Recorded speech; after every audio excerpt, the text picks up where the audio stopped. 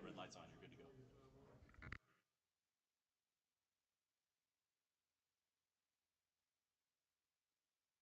If somebody has a question, they just got to raise their hand and then turn their mic on.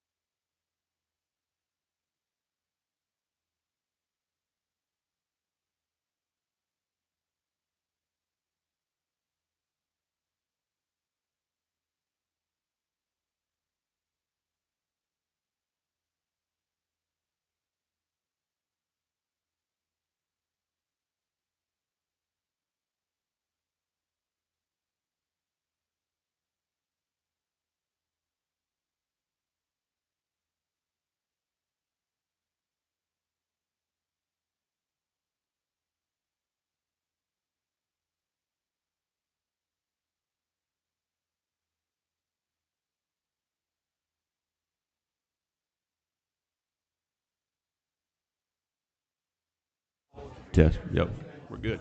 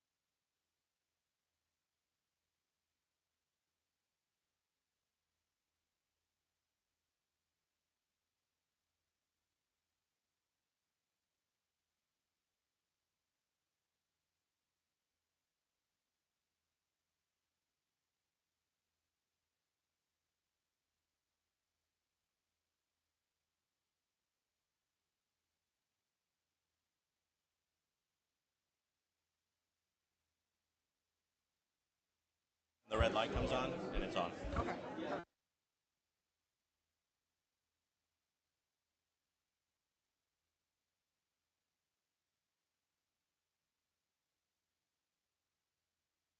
That red light comes on. Morning. Good to go. Okay. Then you just tap it.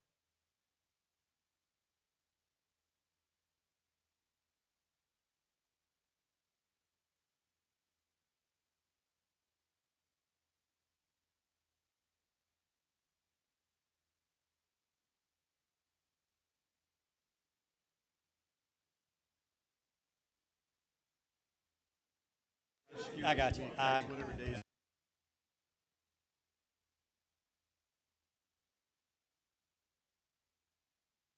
red light. Okay. And then just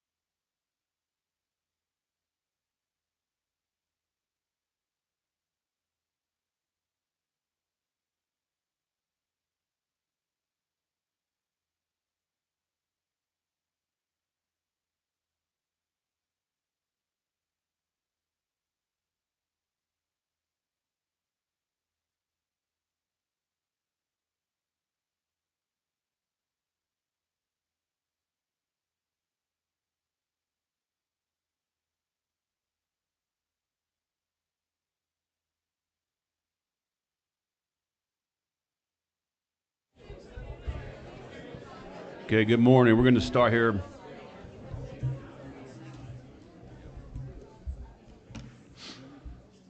Really good crowd today. Appreciate y'all coming. We're going to get started. And before we kind of move into some of the proceedings, I'm going to ask Representative Dave Holliston to open us with prayer. Let us pray. Heavenly Father, this thankful day, Lord, thank you for all the great things you do, Lord. Just lead, guide, and direct us in all ways. And just thank you for allowing everyone to get here safe. And Lord, just allow us to put the interest of the state of Georgia at mind. And like I said, just work toward the betterment of the cause. And if you will, just be with us as we travel back home safely to be with our families. And thank you for all that you do. In your name I pray. Amen. Thank you, Rep. Holliston. Good morning, and good morning to members of the committee. It's good to see y'all, some of y'all more than others. Thank you to our host this morning, the Douglas Water and Sewer Authority. I think I said that right. There's certainly others that helped us arrange this meeting. Appreciate your help, legislative staff as well, all the video TC that went into this. And I also want to also thank Speaker Burns for having the foresight to put this committee together to study these important issues, and also for Chairman Brad Thomas and his leadership in getting this committee headed in the right direction. So thank you all for that. I know there might be some questions about the task and the purpose of this subcommittee, so I wanted to lay out some questions that we will seek to answer, and also some of the goals that we will try to achieve over the next few months and into the fall. So this is the first of 3 planned meetings we've got on the schedule. The first is obviously here today. The second one will be in Moultrie. Some of y'all might know where that is. It's in South Georgia, my hometown. So that'll be on August 27th. That's a Wednesday, 10 o'clock. And then we'll have a third one in Claxton on September 25th. That's also a Thursday, also at 10 o'clock in the morning. So here are some of the questions that we're going to attempt to answer over the next 3 meetings. What and where are the major sources of water in our state? How much of the water sources in our state are being used on a day-to-day, month-to-month, and year-to-year basis? Who is using it, and are we accurately capturing, reporting, and monitoring the data for those who are using it? And if so, what agencies or organizations are the ones capturing, reporting, and monitoring that data? And we may have adequate water sources today, but how will our state be able to meet the demand over the next 20 to 30 years, given the amount of growth we're seeing in our state? And what sources will be able, what sources will be able to provide that water? So having said that, some of the goals for the subcommittee are fairly straightforward. We want to gather the facts. As the speaker always says, we want to gather the facts, identify any gaps that may exist, and then determine any policy implications that might help to fill those gaps. Fairly straightforward goals for the committee. So with all that out of the way, I want to kind of cover the timeline and some of the ground rules for the meeting this morning. We'll hear testimony from about 5 agencies this morning, and I ask that you try and keep that to 10 to 15 minutes, so we'll have time for questions from the committee at the conclusion of your testimony. And once we get through all the testimony, I think there's 5 speakers, we'll have some time for public comment. There should be a public comment sheet at the podium to sign up for. We've already got a few lined up already, but if you want to have some public comment, sign up, please. Try to keep public comment to 5 minutes or less for some, and also some time for questions. We got a pretty strict timeline today. I want to be respectful of your time, and so please try and keep your points concise and to the point. And if you have any additional written testimony or comments, please get them to myself, Chairman Thomas, and Shakira Nash. If you need those email addresses, I'll be glad to give them to you. And we'll make sure that information gets shared with the members of the committee.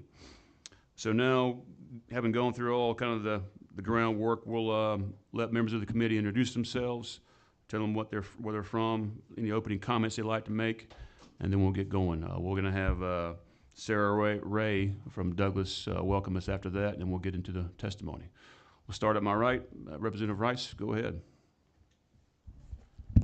Good morning, everyone. My name is Carmen Rice, and I represent Muskogee and Harris County areas. I'm glad to be here with you. Thank you. I'm Representative Brad Thomas, Cherokee County, Woodstock, and I'm the chairman of the committee, but I'm very happy that Chaz has taken on the subcommittee chairmanship, and look forward to studying this and working forward for the future of the state of Georgia. Good morning, David Huddleston, District 72, just west of here. That's Carroll, Heard, and Troup County. Good morning, Representative Lynn Smith from Newnan, Georgia. I have part of Coweta County, part of Carroll County, and those areas are quite popular right now for consideration for data centers. But I hope my background can be of some resource to the committee. I've chaired natural resources since 2005. I've lived through every drama you can have with water, so maybe collectively we can come with some good answers. Thank you, Ms. Chair. Thank you for having me on the committee. I want to thank Chairlady Smith for her mentorship. I've learned a lot from her over the last couple of weeks and months. She's given a lot of input to what we're going to hear today and what we'll hear in the future, so thank you for your input on that. Chaz Cannon from Moultrie, Georgia. I cover Colquitt County, parts of Cook, and parts of Thomas County, District 172. Thank you, Mr. Chairman. Good morning. Representative Teddy Reese, Columbus, Georgia, House District 140. Primarily downtown, the true heart of Columbus along the Chattahoochee River. And it was great to get here today to learn that Douglasville also pulls their water supply from the Chattahoochee River. Wasn't aware of that, but it was a good thing to learn. So thank you for hosting us today. I'm Bill Workheiser, and I represent Tattnall, Evans, Appling, and Jeff Davis counties. Good morning, Matt Hatchett from Dublin. I represent Lawrence County and Johnson County, and more importantly, the Oconee, part of the Oconee River and part of the Ohoopee River. So glad to be here and learn the facts. Also the Appropriations Chairman, y'all keep that in mind. All right, Miss Sarah Ray, and we got one more coming, so we'll wait for Miss Representative Jenner to get here, and we'll let her introduce herself as well. No rush. Right.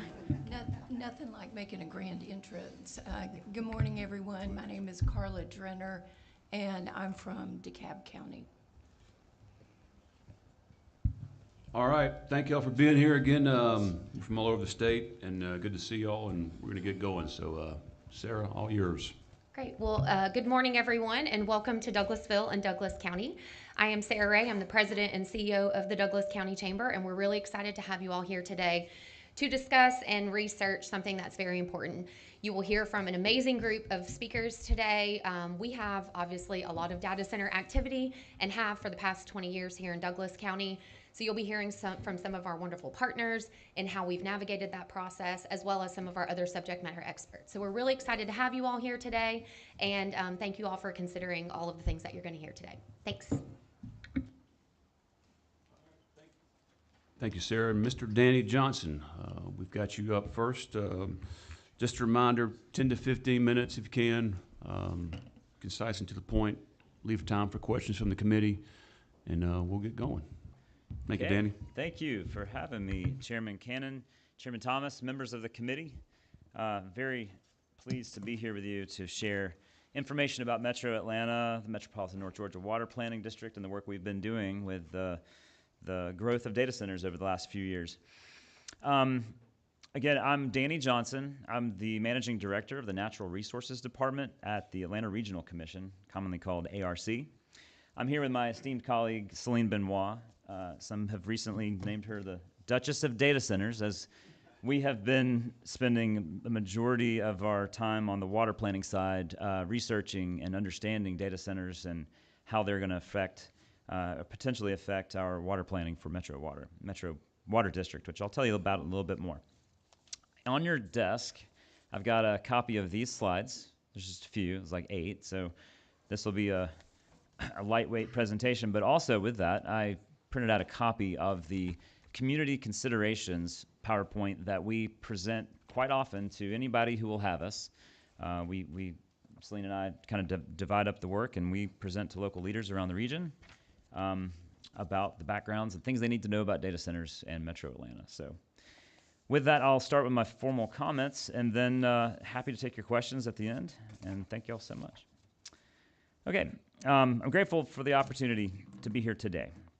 to share our perspective on water resource management in support of economic development and the increasing interest in our communities as an ideal location for building and operating data centers.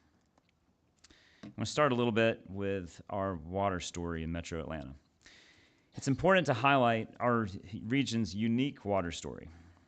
We sit at the headwaters of several small river systems, meaning that our readily available water supplies combine to be one of the smallest available water supplies for any major metro region in the country. We rely almost entirely on surface water, that's our rivers and our reservoirs, and we are prone to severe droughts, as we have experienced 5 in the last 25 years. By necessity, Metro Atlanta has become a national leader in water conservation. The Metropolitan North Georgia Water Planning District was created in April 2001 by the Georgia General Assembly through the passage of Senate Bill 130. I know at least one of you were around at that time. Raise your hand. Thank you, Chairman. The legislation preceded the creation of the other 10 regional councils, which you've heard about before, but you'll hear some more about from Anya Trzynski with EPD later. Those other 10 councils are across the state, but they were formed after the district. And the district was formed to address the critical water resource challenges facing the rapidly growing Atlanta metropolitan area. Staffed by the Atlanta Regional Commission, the district works with 15 counties and 97 cities to develop a regional plan that we update every 5 years. This plan looks at water resource management in a holistic fashion, helping meet the future needs of our region while protecting limited supplies and water quality, as well as being mindful of our downstream communities. We rely on science, data, and good stewardship to guide our comprehensive approach to managing water for the economic, environmental, and social well-being of our region. And it's working. Our region's per capita water usage has dropped by 1/3 since the district was formed. This is the result of careful planning, innovative thinking, regional collaboration, and responsible investments in water efficiency. As part of our legislative directive, every 5 years, the district is required to forecast the region's future water supply and wastewater management needs and ensure that our communities have a plan to meet those needs. These forecasts are developed using the latest population forecasts and through detailed conversations with our communities to capture local economic development trends. We have a lot to celebrate since the formation of the district. Prior to 2001, you'll see in this chart, the region's water needs were growing at a rate that tracked our population growth. So every person that came in, you saw water increase about the same kind of clip. Then we began to see these two curves separate about the time that the district began its required water conservation policies. Code improvements and water fixture efficiencies for new homes and retrofits also played a role in these trends. The district's robust water conservation policies, from tiered water rates that discourage excess outdoor irrigation to our highly visible toilet replacement rebate program, which has replaced over 155,000 high-efficiency toilets since 2008, have truly set us up for long-term success. This achievement is a direct result of responsible and effective policymaking coupled with implementation by our local governments. As you can see, the district's total water withdrawals in 2019 are remarkably similar to levels from 2 decades prior. We will be updating this graphic in the next year as we begin collecting data for our upcoming plan update. Now, you might be wondering if we've seen a surge in water demands from data centers recently, given all the news.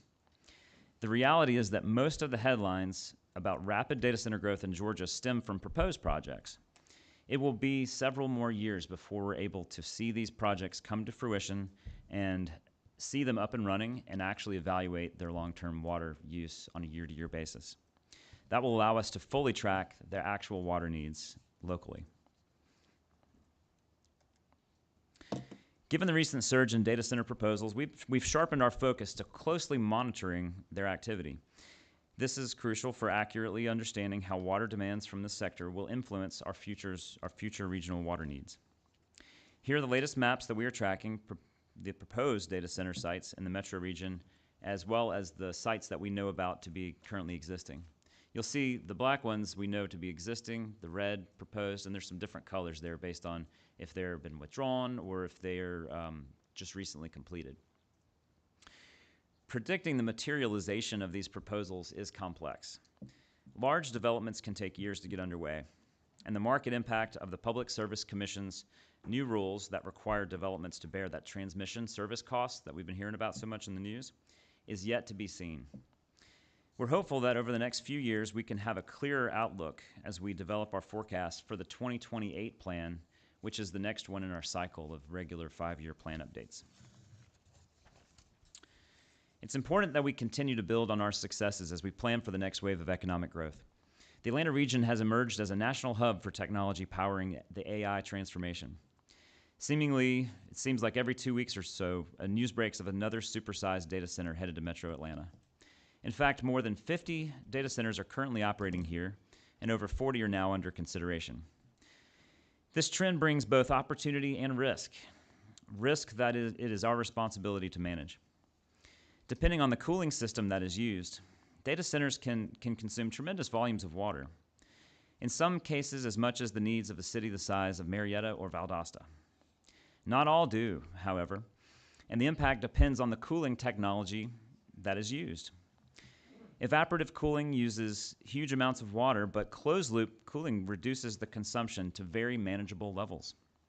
For example, through the developments of regional impact process, we've seen applications for evaporating cooling up to 9 million gallons a day, whereas closed-loop cooling usually needs far less than 100,000 gallons a day.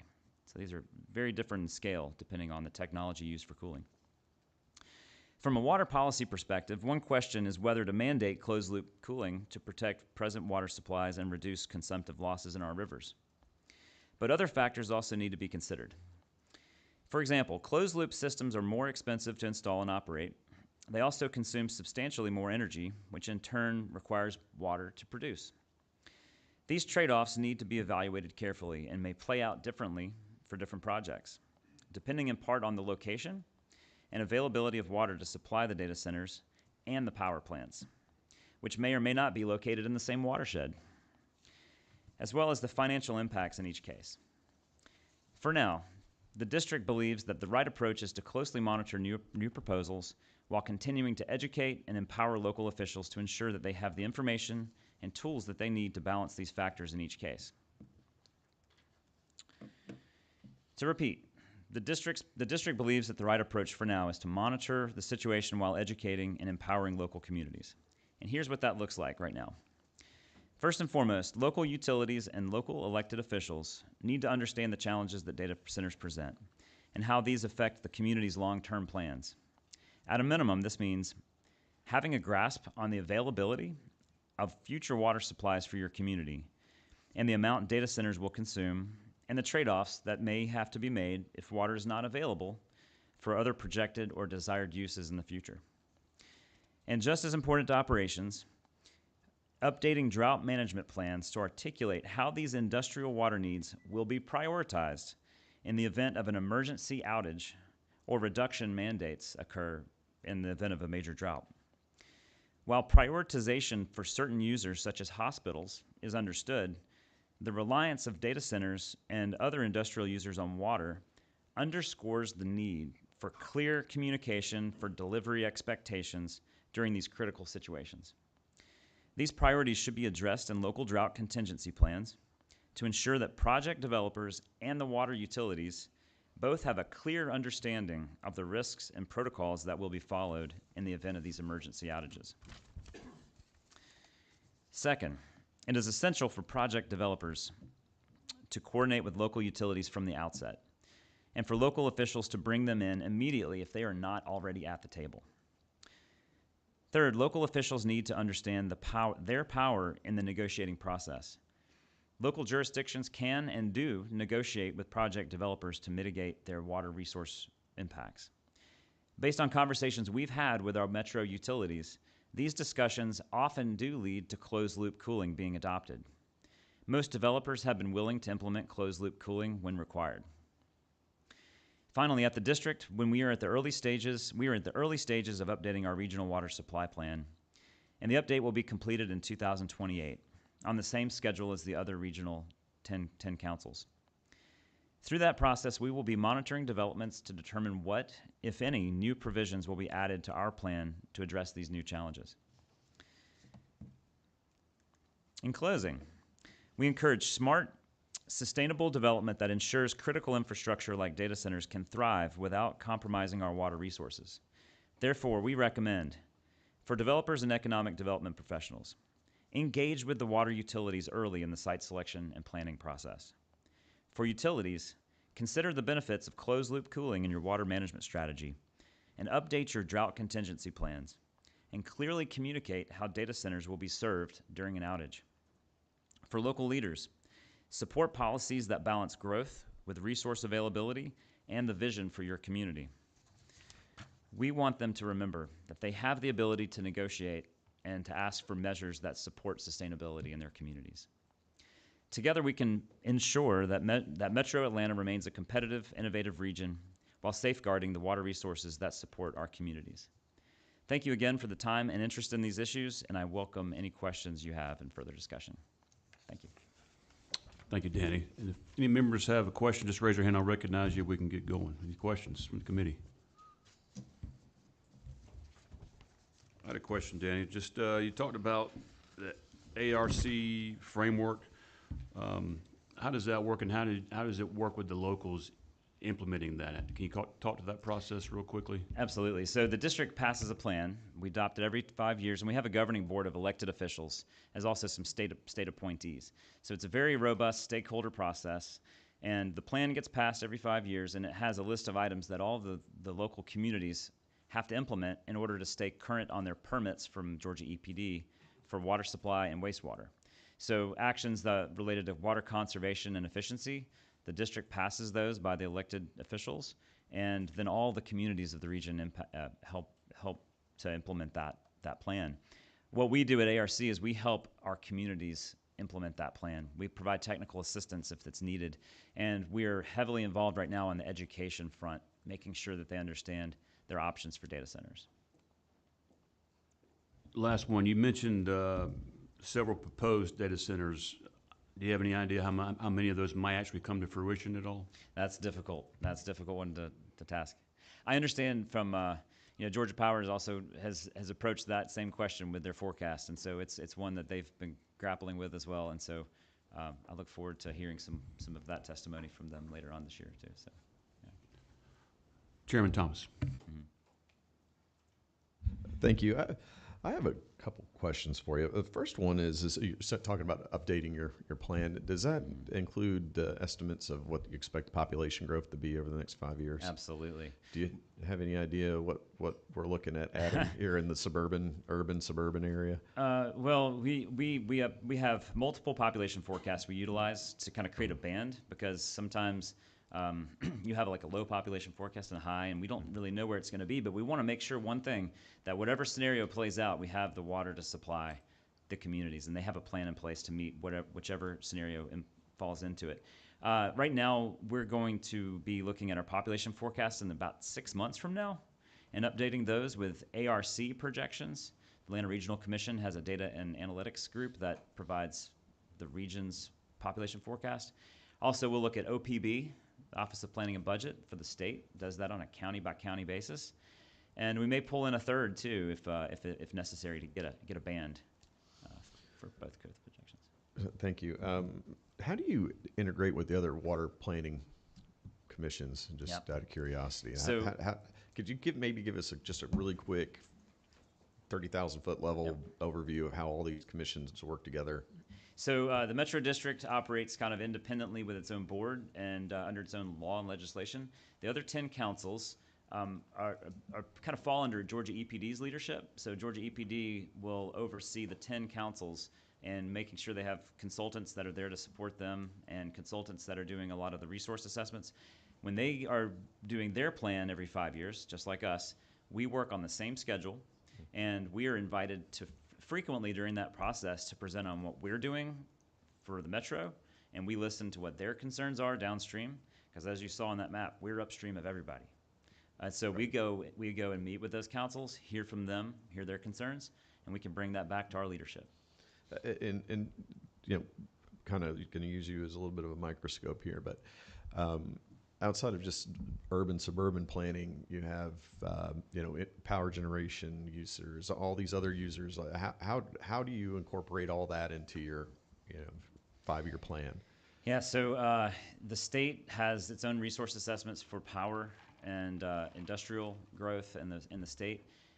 We have our detailed process of forecasting in Metro that is done a little bit differently than the rest of the state, primarily because since we're at the top of the watershed, everything that we have and we're doing affects us, where a lot of the uses that are downstream of us that's a Georgia EPD evaluation and resource consideration for those councils.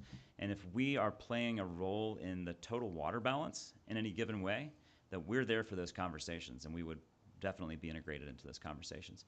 But predominantly, we have focused on our forecast and our region, and just been very closely involved with needs of others. So it's been occurring for the last, 10, 15 years. Perfect. So Thank you. Yeah. Representative Reese. Thank you, Mr. Chairman. Thank you, Mr. Johnson. Presentation was very impressive, very thorough. Couple questions for you. If you will go back with me to slide 4. I was trying to remember along the X and Y axis here. I know the bottom is, of course, years. Mm-hmm. What's to the left and the right? The left is the total volume of water on an annual.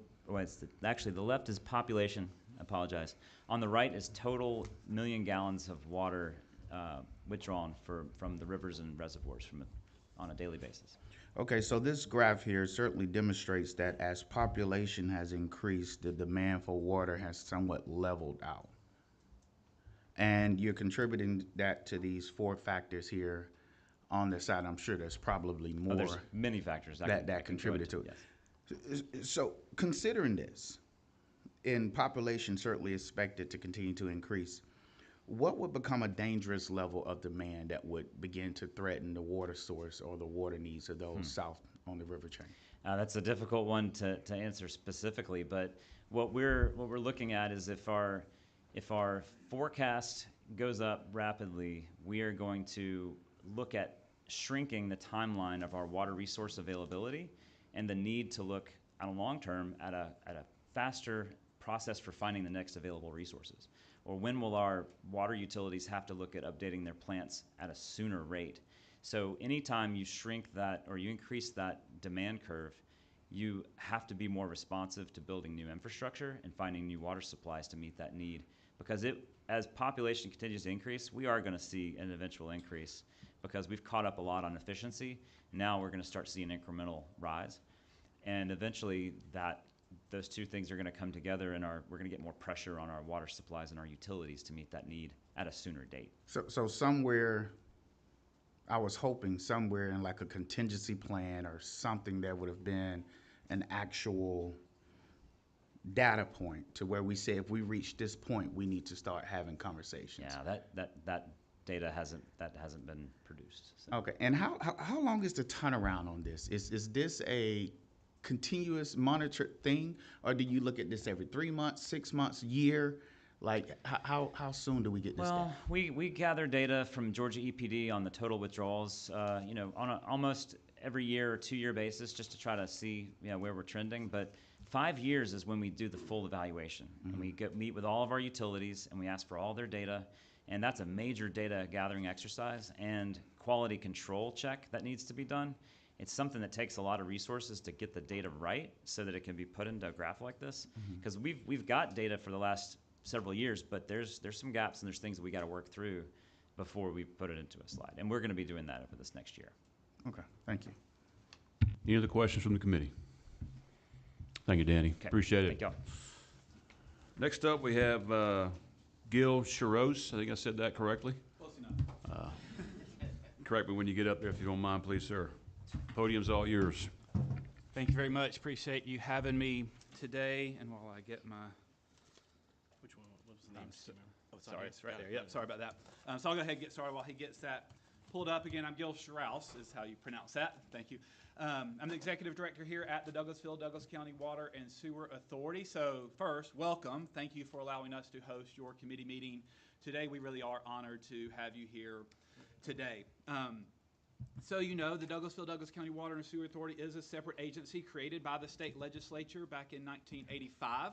Our sole purpose is to provide for, plan for, and steward the water resources in the Douglasville and Douglas County community. So we are all about that. We do water for our community. We're singularly focused on that. Takes a lot to do. What I hope to accomplish here in the few minutes I'll speak this morning, thank you, sir, appreciate that, is to just kind of go through first kind of planning, and I'll echo a lot of what Danny said today, because we do that in light of and in concert with a lot of our other planning agencies like the Metropolitan North Georgia Water Planning District. We are part of that district. I sit on that board as the Douglas County designee as an example. I apologize to begin with, I did not print our slides. We can print those for you, and I'll get those to you if you would like them, so you'll have to bear with me. They're on the screens in front of you. So like I said, I'd like to start with a little bit of planning generally to set the stage for how we address and deal with large water users like data centers when they do come into our community. I will be a little bit redundant with what Danny said, so I'll try to skip some points after hearing some of his, and I'm sure, you know, with some of the others that are speaking, probably have some common points, but at least you'll be hearing it from a utilities perspective. I do speak on behalf of the Douglas County Water and Sewer Authority as our utility. There's a bunch of water utilities in the state, and I'm sure a lot of them do things similarly, but some obviously do things differently. First point, it's just a sub-point I won't dwell on, but in water resources, and this committee is about water, but the broader committee is addressing power resources as well. I do hope you remember that water is a little different in that we manage a finite resource. We deal with exactly the amount of resource that Mother Nature gives us, and that's what we have to steward. So just a little bit of a nuance there as you think about the water needs of the state. I do hope you'll recall or remember that point. A lot of planning does go into water supply for a community. Like I said, we do a lot of the local water planning, but again, we do it in concert and with a lot of the resources that folks like the state, Anya's here today, she'll be speaking, the district you've heard from Danny, but we also do it in concert with our local community planners. So as our cities and our counties are doing comprehensive land use plans, as our development authorities and others are planning the long-term needs of the community, we use that information, we use that data to go into our water supply plans. So, you know, the point there, right? We definitely don't do it in isolation. So we're not just thinking, you know, what do we want to do for water, and then everybody, you know, get along with it. No, we're doing it in concert with our community partners and the regional and state partners as well. Another subpoint for you as you think about the work of this committee, realize too that these plans often are very long-term in nature, and sometimes businesses don't even exist when we're putting these plans together. And I'll use an AI data center as an example, right? When we were doing planning 10 years ago, we were thinking about data centers, but we were not thinking about AI. So things change even as plans are underway or being recognized. We have to plan for the growth, where it's going in the community. So we have to know, you know, or project where population centers are going to be, where employment centers are going to be, where the heavy industry is going to go. So we take all of that information from our state, regional partners, our community planners, and then we assign or we apply water needs to that. But before we can do that, one thing in water that we do have to consider as well is the time it takes to develop these resources, some of which can take decades just to realize the benefit from it. As a reservoir, as an example, or a water supply project, those can take decades, literally decades. We're working on one right now. We're expanding our Dog River Reservoir. One point of clarity for my representative in Columbus, we don't actually pull water from the Chattahoochee River. We have a dam on Dog River just aside from Chattahoochee. So it is in that basin, but it's not Chattahoochee water. How is the water, by the way? Hopefully it's good for you this morning. So we are working on a reservoir expansion. I'll touch on that briefly in a second. But the point here is we've already been working on that project for 13 years, and we just started construction 2 months ago. We probably have another 5 years to finish construction, and it could take a couple of years to finish that expanded or fill that expanded reservoir. So that's 20 years on a water supply project before we get a drop from it. The point being, it takes a long time to develop water supply resources. That's one of the reasons the planning horizon for water supply is 50 years. It just takes time to develop those resources. Other asset classes don't take as much time to develop, but we still have to know what that long-term water need is, even for the smallest water line that we put in our system, because we expect that asset to perform for its entire life.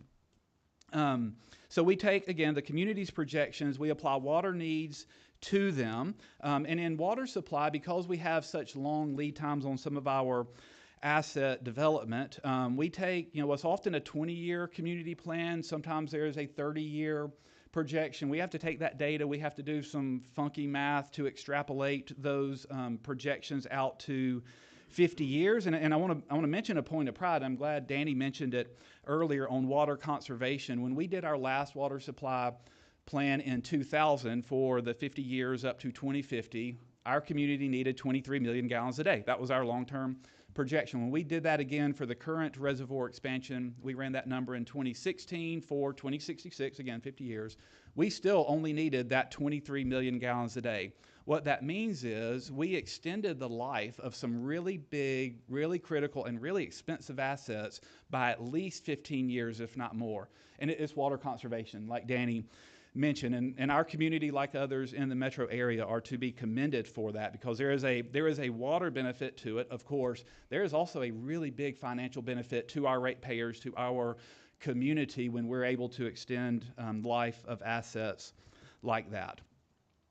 So anyway, back to planning. Water needs generally are then assessed geographically, so we don't just need to know how much water our county needs. We need to know where that water is going to go geographically. So again, we take a lot of data from our local partners on where the new development's going, where the trends are going, and we model that into very discrete zones in our community, so we can plan for water tanks and water lines and transmission mains and all of that. We use very similar models to what you might be used to seeing in transportation planning. It's very, very similar type of data. I'll say all of that and put it this way. That's the easy part in water planning. Remember that we manage a finite resource and we are dependent on Mother Nature.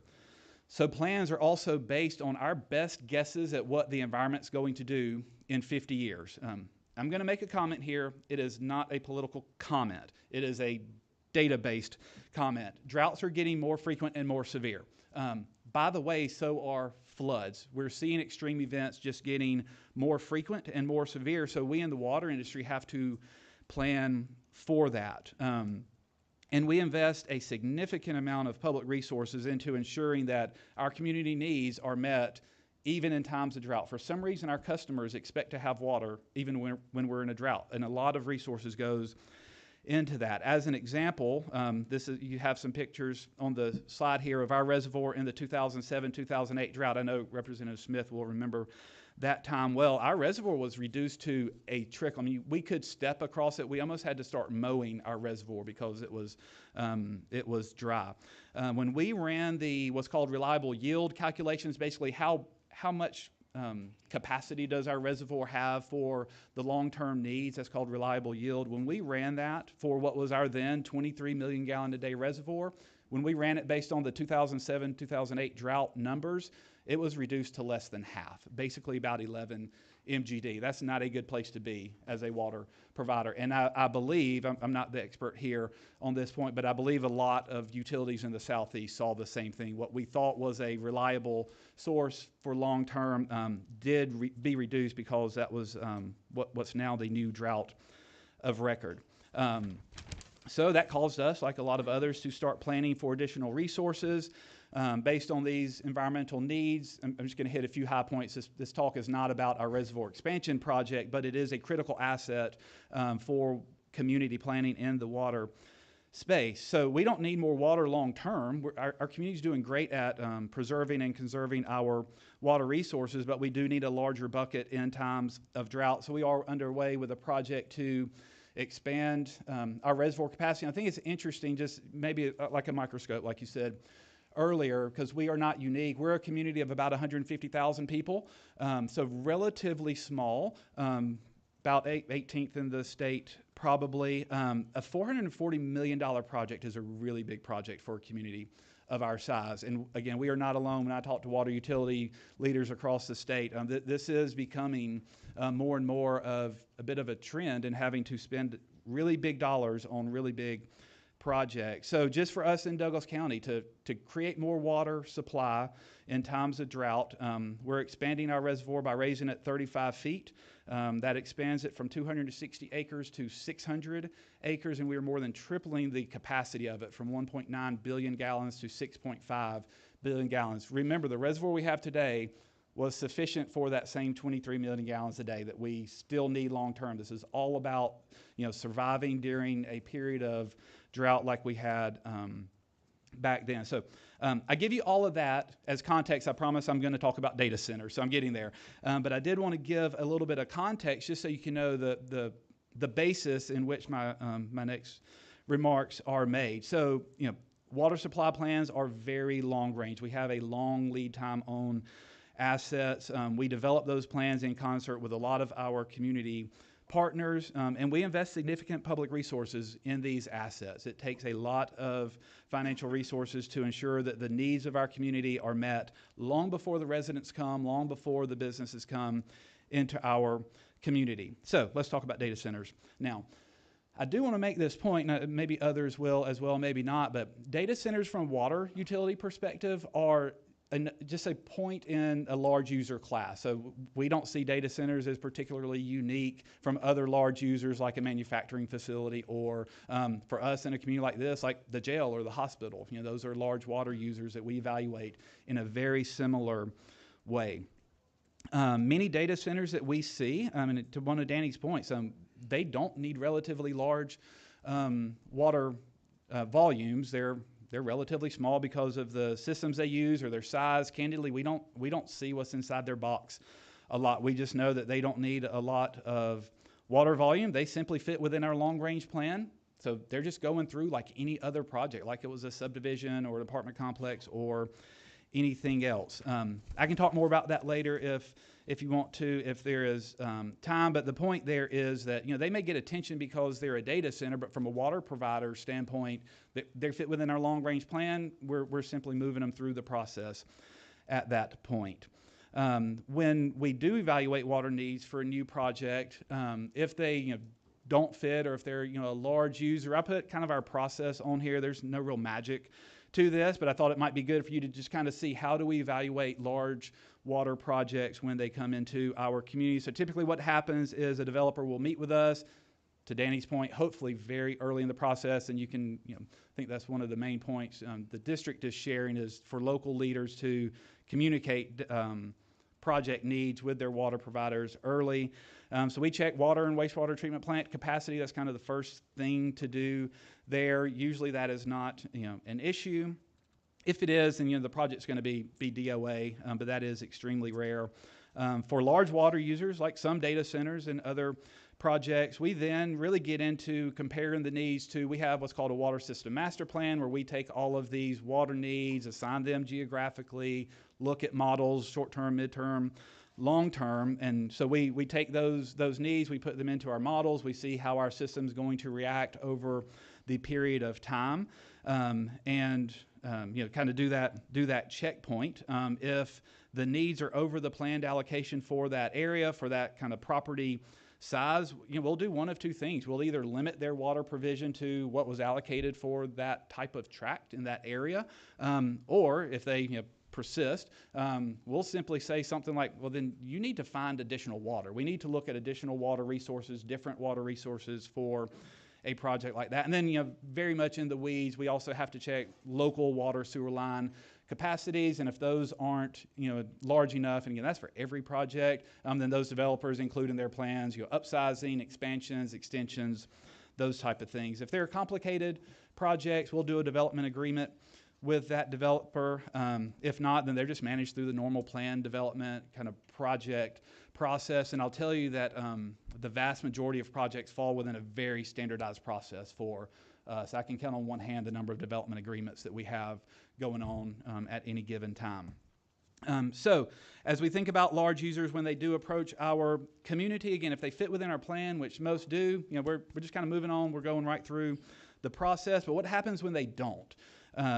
What we do here in Douglas County, and some of our other community partners may speak to this, the first question we really have to ask is it something the community wants? And I'll tell you that is not the water provider's question to answer.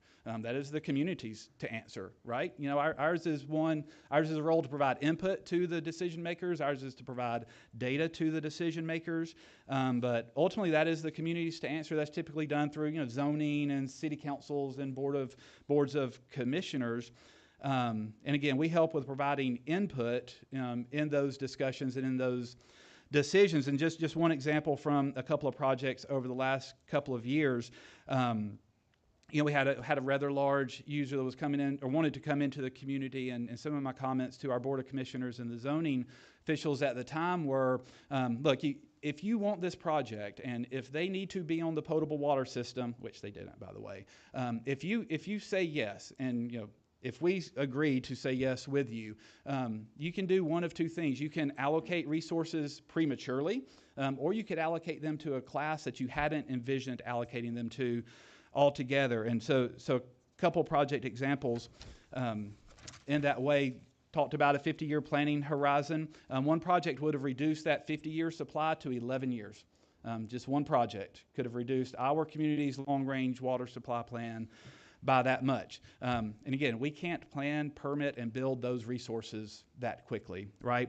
Another example, a population projection could have been reduced by 7,000 homes or about 20,000 people. And I'm sorry, nothing says welcome to your community like shutting the door on the last 20,000 people, right? So those are the type of things that the water providers should be evaluating when these large projects are coming into the community. But on the other side of that coin, and this is not the case here, but I've heard a number of examples around the state where they might have had a large manufacturing facility shut down, and they have resources and infrastructure that is not being used or underutilized. It's not providing a return on that investment. So they may need a large user to take up that space as an example.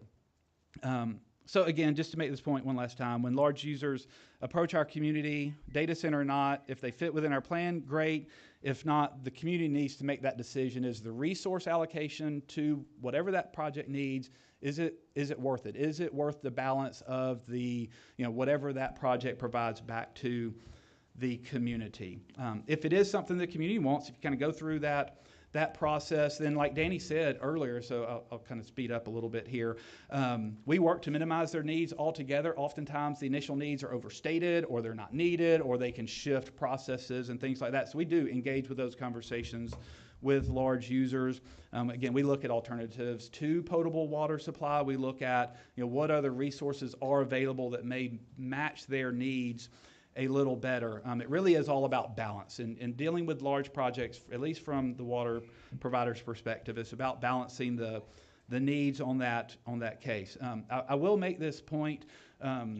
It's not just about the needs and the resources of our local community either, though. So we do have to work with our partners and regional partners, state partners, to make sure that what we're doing here doesn't adversely affect our communities downstream. So it is done not just locally, but in light of a larger thing. So let me end with one example of a data center project here in Douglas County. You'll be seeing, I believe you're going to the Douglas County Google Data Center later today. We've been working with Google for about 20 years now, and it's a great example of what I've just been talking about. Instead of using our community's precious potable water resources, our reservoir capacity and things like that, we were able to develop another water resource that really was a better resource for their need, and we preserved that potable resource, the space in our reservoir, for the long-term plans that we had in our community. So in partnership with Google, we developed a treatment system at one of our wastewater treatment plants.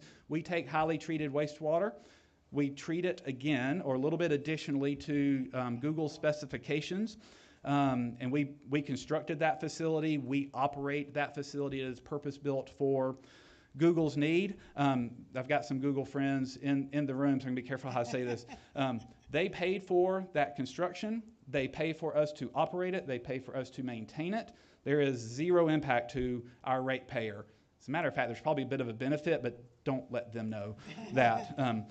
It's a great partnership. It really did match, a great resource to their need. It doesn't mean it's an end-all, be-all. It's not going to work for everybody in every community, but for Google on that day and that time, it worked really well, and I would argue that it works really well together. It does preserve the capacity in our water supply reservoir for times of drought, so that water is not a burden on our the rest of our community. It's not a burden on our water treatment plant assets, and it's a pretty drought resilient supply for them too. As you can imagine, people don't quit using the bathroom in drought, so that water treatment flow stays pretty much the same. It was a relatively unique program when we did that about 20 years, probably the first, if not the first, one of the first in the United States. Now others are kind of replicating a similar program. We see it a little bit more, here in the Southeast, here in Georgia. We get a number of visits from our utility partners around the state, seeing what we're doing and looking at, similar programs around. So we're really proud of that project and what we've been able to do. And again, it's not just for Google. For us, it was really about preserving that resource for our community and finding the best water resource for that user that made the most sense for them. So I'll end there. Thank you for allowing me to speak today. Again, thank you for allowing me to host. It really was an honor that you guys wanted to come out to Douglas County and let us host. I do apologize for the heat in the room. It is. I don't know that the air conditioning was sized for so many people here. But happy to take questions if you have time today. I will be with you for the rest of the day, so happy to just kind of engage with you guys as we go throughout the day. Thank you very much. And Chair Lady Smith. Thank you for your presentation, and to Danny as well. Thank you for your presentation. And Mr. Chair, may I use a little bit of my time for an observation? So to everybody in the room, we could not have this conversation back in 1996 when I first ran for office. As a matter of fact, my slogan was, I don't need to show you the Chattahoochee. You just take a deep breath and you can smell the blank blank Chattahoochee, because we were so polluted south of Atlanta. And it was a popular sport from everybody else not in the metro area to hate Atlanta. So it was just a negative everywhere. And we were in tri-state water wars. We were having debates over limited resources. And my observation here is, it's amazing that we can even have this conversation and have this committee here with its kind of leadership. We are actually one of the main states in the United States that is a resource to other states just now trying to figure out these problems. And so, again, thank you for that. One of the things I learned about the Atlanta airport is Clayton County was really good at recycling water up there with wastewater. So I want to also point out to you, it's really important for you who are not in the metro Atlanta area to know who your water planning district people are, because that's where you will have a voice. And EPD is available and a resource and will work with you. The state constitution gives a lot of power to our local governments. We're one of the few states that does that. At the state level, we can step in more at an overview level with policy and presentations such as that. At one point, just recently, our General Assembly tried to get rid of incentives for data centers, and that didn't go too well. But as voices for our constituents, we need to make everybody aware that we hear the problem, and we want to do at our level as legislators something to address that as well. We are the #1 state to do business. It is a better lifestyle for our constituents. But at the same time, we have very serious management considerations. And I like the innovation of using the wastewater treatment. I've seen water tanks. Hyundai has one now on I-16. There's a conversation about reservoirs. We don't necessarily have to take water from rivers anymore. When we have extreme rain situations, we can use our technology maybe to develop some kind of retention pond there. All of that is to say, what do we do at the state level as your legislators? And mainly we look at policy. So we know we have an incentive program. We also have something called GFA, which is a funding authority for the state of Georgia for local governments.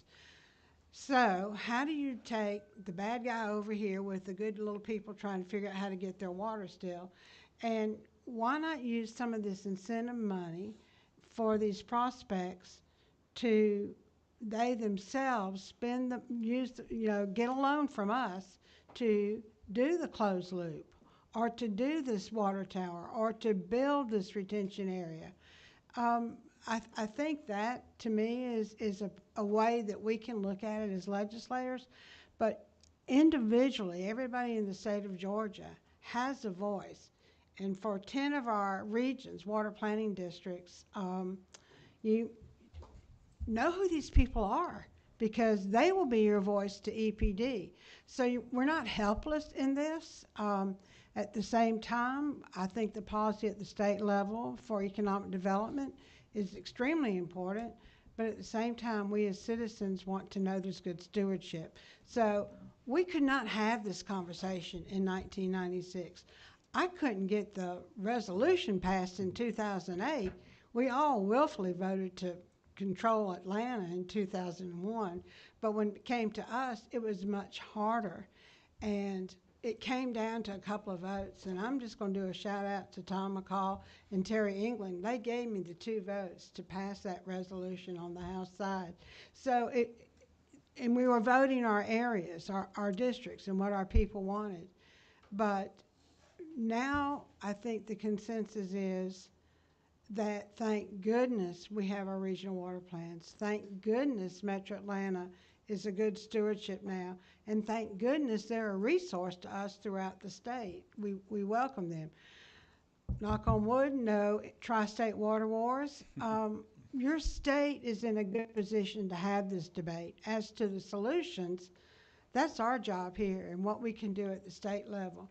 But individually, all over the state, we do have a voice. And I encourage you to use it. It's amazing what you've done in Douglas County and several of our counties now. Our climatologist will actually declare droughts, which triggers a lot of restrictions.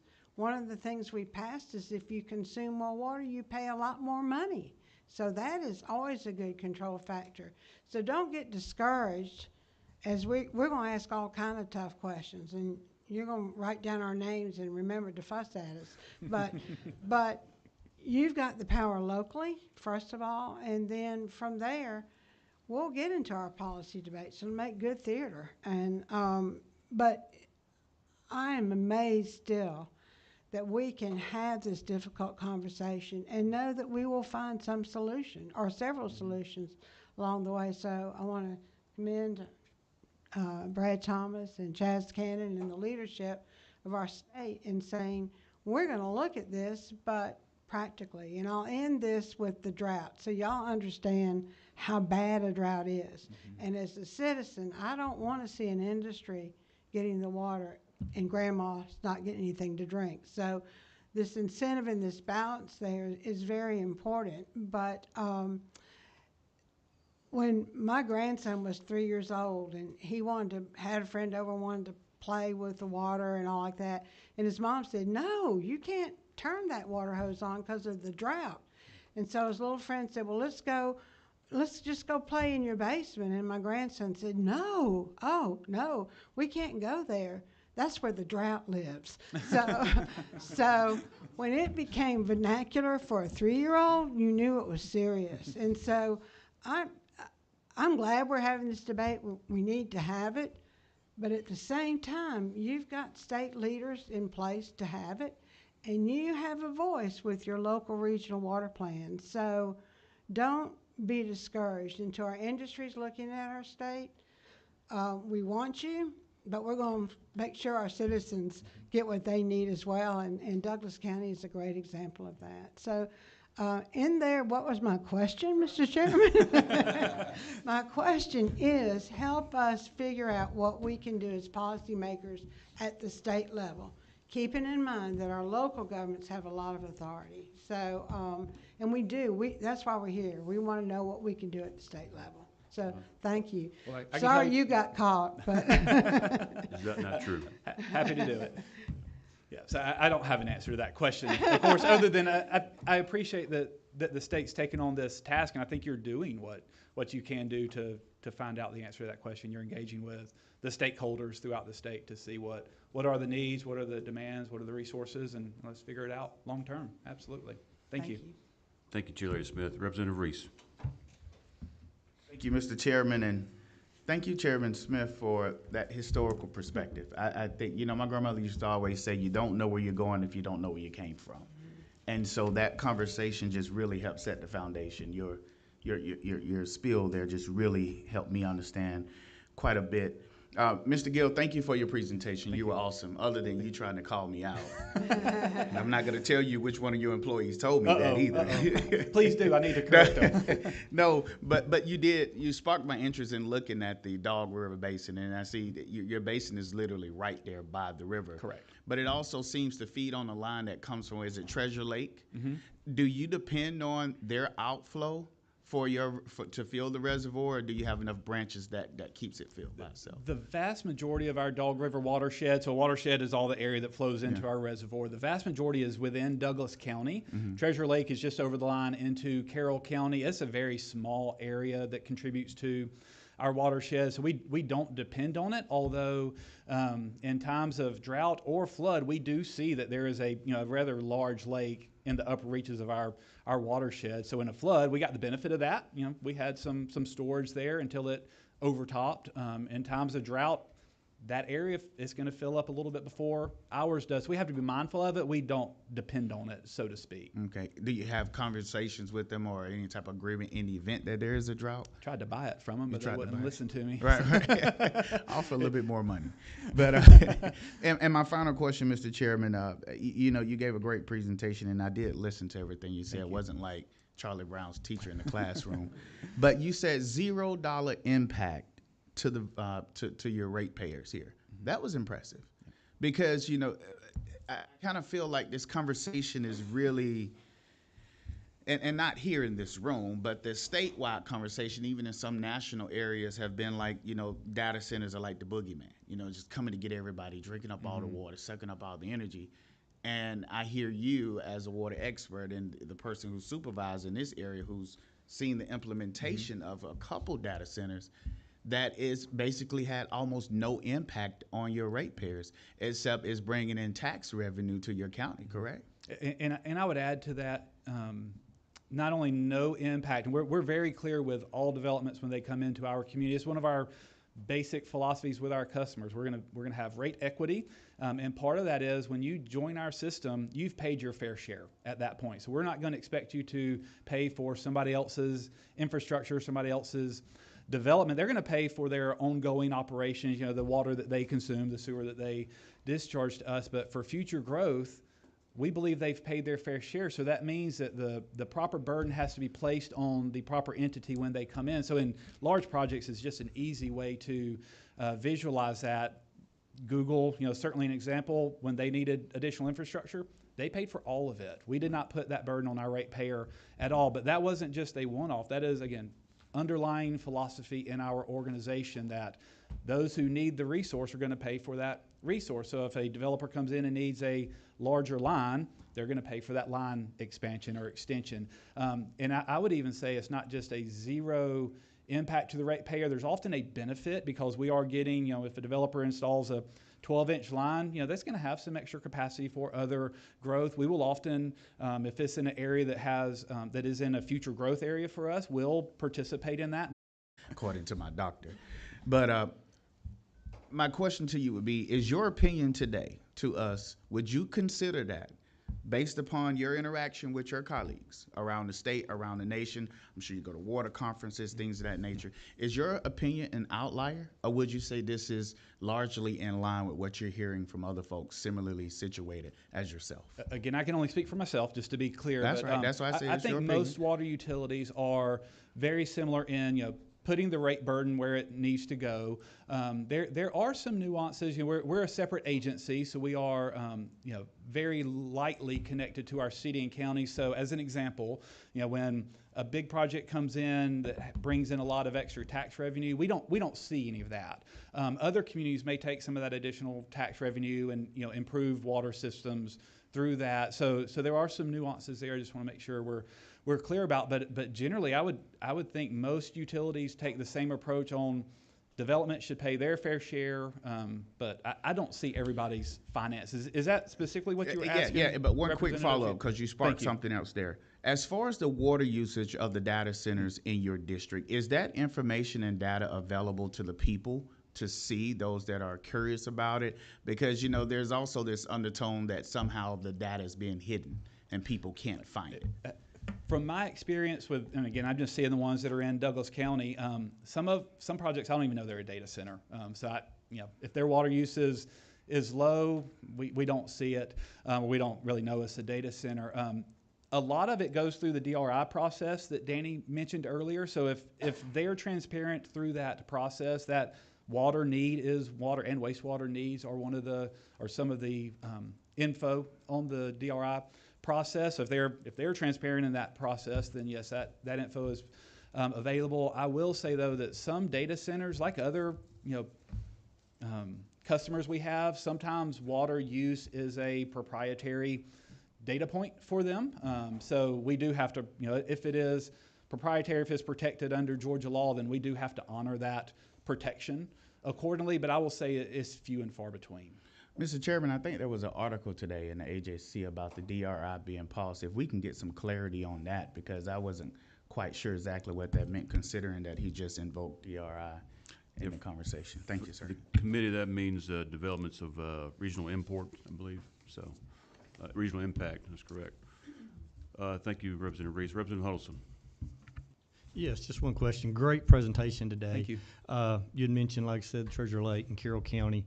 You mentioned a lot about Dog River Reservoir. Is Douglas County 100% self-sustainable in water resources, or do you need to reach out to other counties, surrounding counties, for available resources? For water supply, generally, we plan for it all in-house. So our Dog River Reservoir is our water supply reservoir for that 50-year planning horizon. But we do have other, interconnections with Cobb County, for instance, the Cobb County Marietta Water Authority for, emergencies and things like that. We do have to, kind of pull water in every now and then, but that's part of our backup and redundancy strategy. Primarily and fundamentally is wholly contained.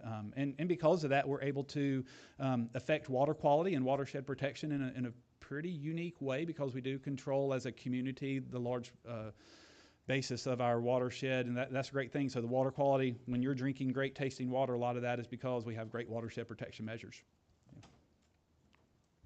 Anyone else from the committee? It sounds like you guys have a good system here and you got things under control. Is there anything from your standpoint that the state can offer you to help you do your job more efficient, better, easier, less complex, from your perspective to us? And second question is, how are you financing that rather large project of $440 million? I was actually going to answer the second one and the first one. You can give me $440 million would be nice, and that would go a long way. No, GFIZ is a great resource for a lot of communities. Most likely we will be using private financing for that. We're able to go to the bond market as an example and get financing a little bit less expensive than that. Even GMA, we are a water first community. That's a great resource, but most likely the bulk of that financing will come through private sale of bonds. We are engaged with GFIZ. Was at a water conference just the other day and was in one of their talks. The other part, and Anya's here today, EPD is a great resource to water providers in the state. Our regional water planning councils, like Representative mentioned. I think you guys are doing a lot of that, providing those, statewide resources, regional resources from a planning standpoint. We use the population projections that ARC and the district provide. We don't do that. We're not population experts. We rely on the experts that are around the state to do that. So I think just more, the more resources you can provide to us locally so that we can make informed decisions and plan in an informed way, in a wise way, very helpful. Thank you, Gil. Appreciate their testimony. That's Yes, very, thank you for very having me today. informative. All right, Chris Manganello is up. Just keep an eye on time. We're 11:10, so we're going to try and speed things along here. Thank you, Chris.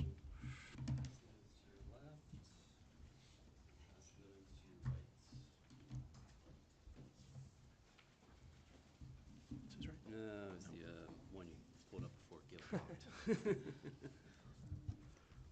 That one, gotcha. Yeah, there's a clicker there for you. Great, thanks. I guess I'll also use the arrow keys. Okay, great. Great.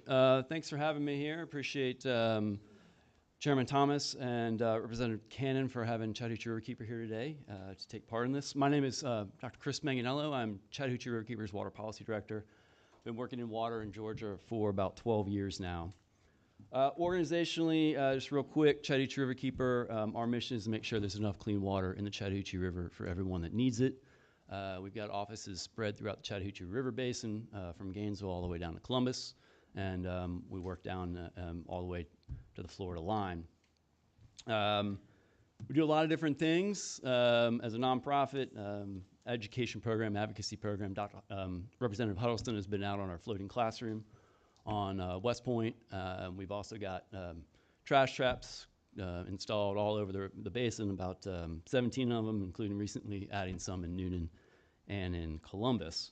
I do a lot of the advocacy work, but why do we do it, of course, is because the Chattahoochee River provides a lot of water for a lot of different purposes, right? It supports over 5 million people, handles treated wastewater from wastewater plants, contributes to the generation of electricity, obviously contributes to agriculture in the lower part of the basin, recreation throughout.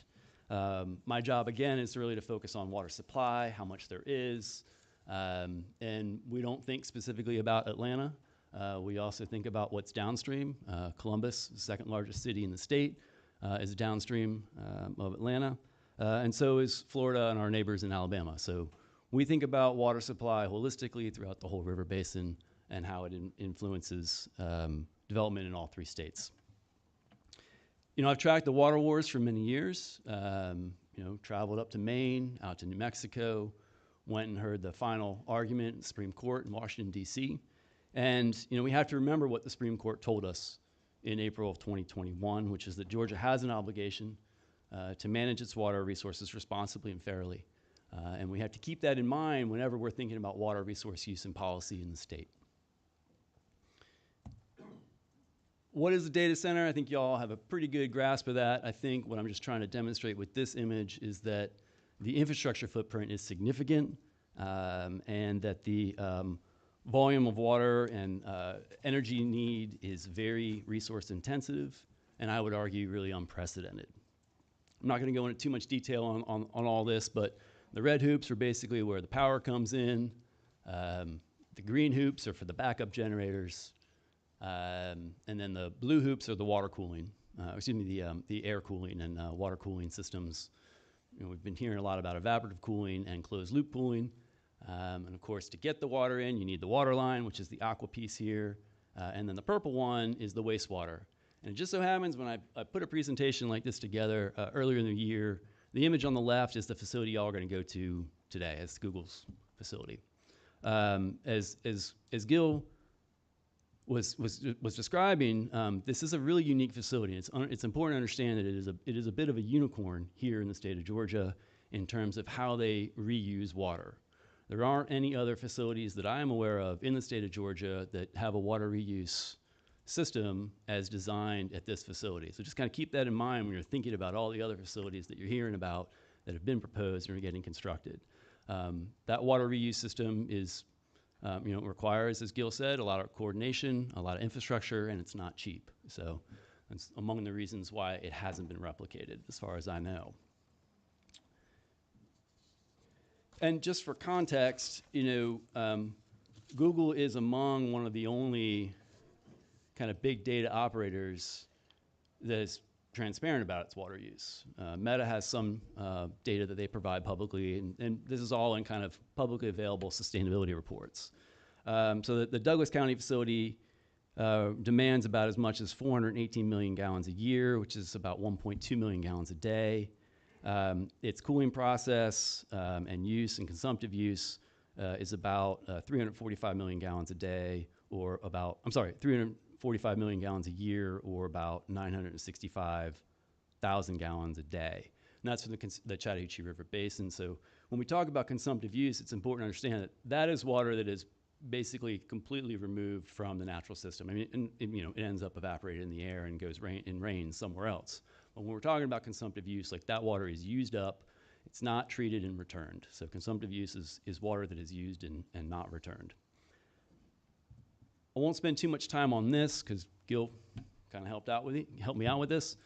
All the data centers that I'm aware of in Georgia, they're all going to be getting their water from a local water supplier, a municipality, city, county, that has a permit to withdraw water from the source.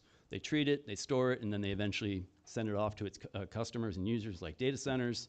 And then that water goes back through wastewater treatment process back to the source water.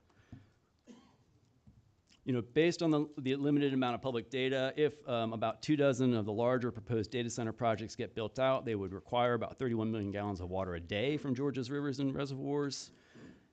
And if the 24 data center projects come to fruition, they would generate about 11.5 million gallons of water every day, which would be treated and returned to its source. But if we do the math, what that does is that leaves out about 19 million gallons of water a day that is called consumptive use. Again, this is water that just, it's used up in the, it enters closed loop cooling systems or goes through evaporative cooling and is lost to the atmosphere. That turns out to be about 7 billion gallons of treated drinking water a year that just gets evaporated. So what does that look like? For the sake of comparison, I've just got a list of communities here that many of you are familiar with. These are permitted wastewater permitted water withdrawals from Georgia's surface waters and groundwaters. This is a permit limit that is approved by EPD for the individual communities. They don't always withdraw the maximum amount that you see here, but this just gives you kind of a range of what does 1 million gallons a day look like in a community, from Butler all the way up to 158 MGD for the city of Atlanta, and it's a million or so residents and customers.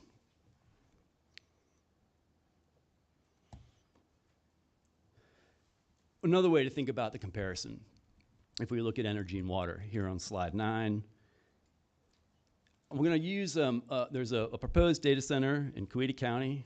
It's called Project Sale. This one is, Chairwoman Smith is probably very familiar with this one, being from her district.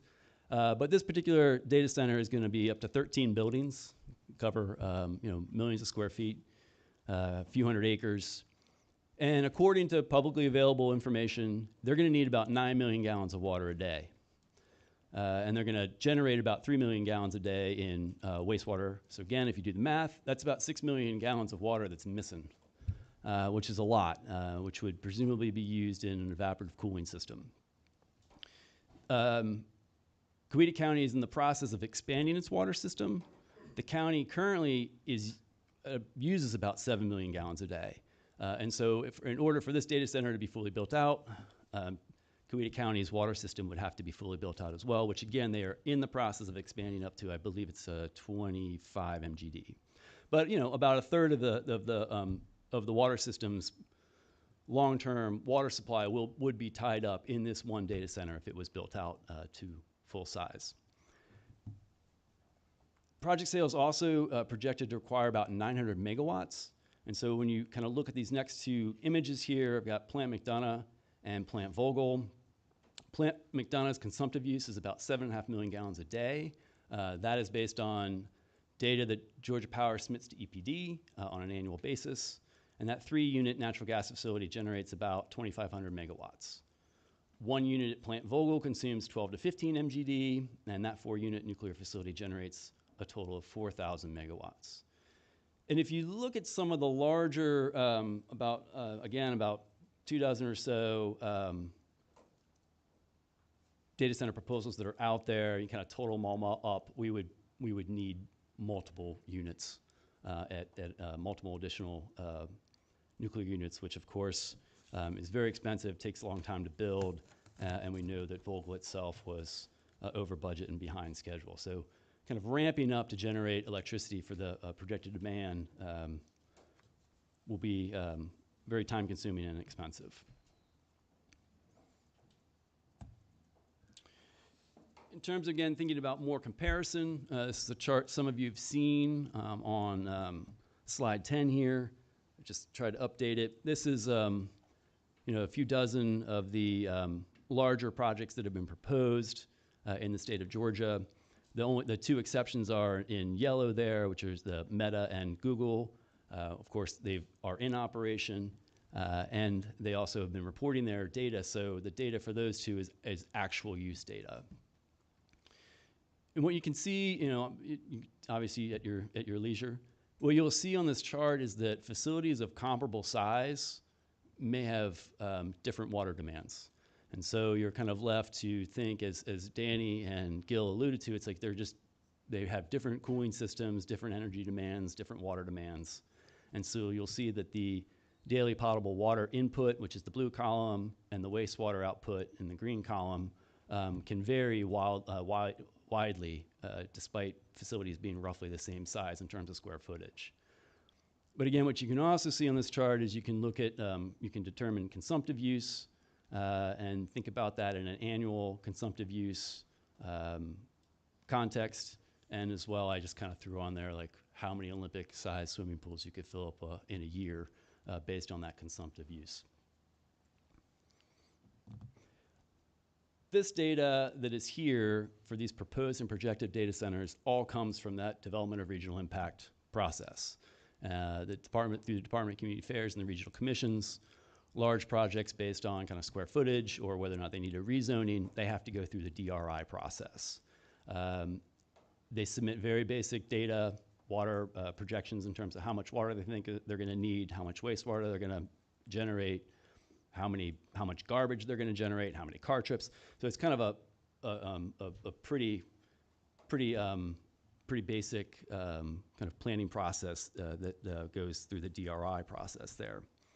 It is concerning that there is, as Representative Reese pointed out, there's concern now that the DRI process is not requiring data centers to go through that application process right now. DCA is taking a pause on that, as I understand, based on reporting. And I think it's an unfortunate process to be in because what we're seeing there is that if rather than the state kind of helping regions think through this stuff, it's going to leave planners to be flying blind to a certain degree. And I think what we'll have is we'll end up with a patchwork of what we're already starting to see. Moratoria and ordinances at the local level addressing data center development. We've already seen kind of both of those things take place in about a half dozen communities from, including Douglas, DeKalb, Coweta, Bartow, all have moratoria on data centers right now and are working through those. And then there are ordinances in other communities to address cryptocurrency mines in Gilmer and Lumpkin County. But all that is to say is that without being able to even see this data publicly in the proposal stage, it just makes it harder for the public to understand what's going on, but it also makes it harder for planners to know what's coming down the pike. Just real quick, what happens on the land matters for water. Chattahoochee Riverkeeper has worked with developers of large sites in the past to help them review erosion and sediment control plans. And it's important because what you see on the left here is the Chattahoochee River just above West Point. We found this dirt plume in the river, tracked it all the way back to a solar installation in Alabama, determined that Alabama Solar and the operator and the contractors had not installed their construction or post-construction stormwater management appropriately, or they weren't maintaining it. It resulted in fines levied by the U.S. Environmental Protection Agency. And all that is to say is that If folks do what they're required to do, we don't end up with the problem that we have on the left.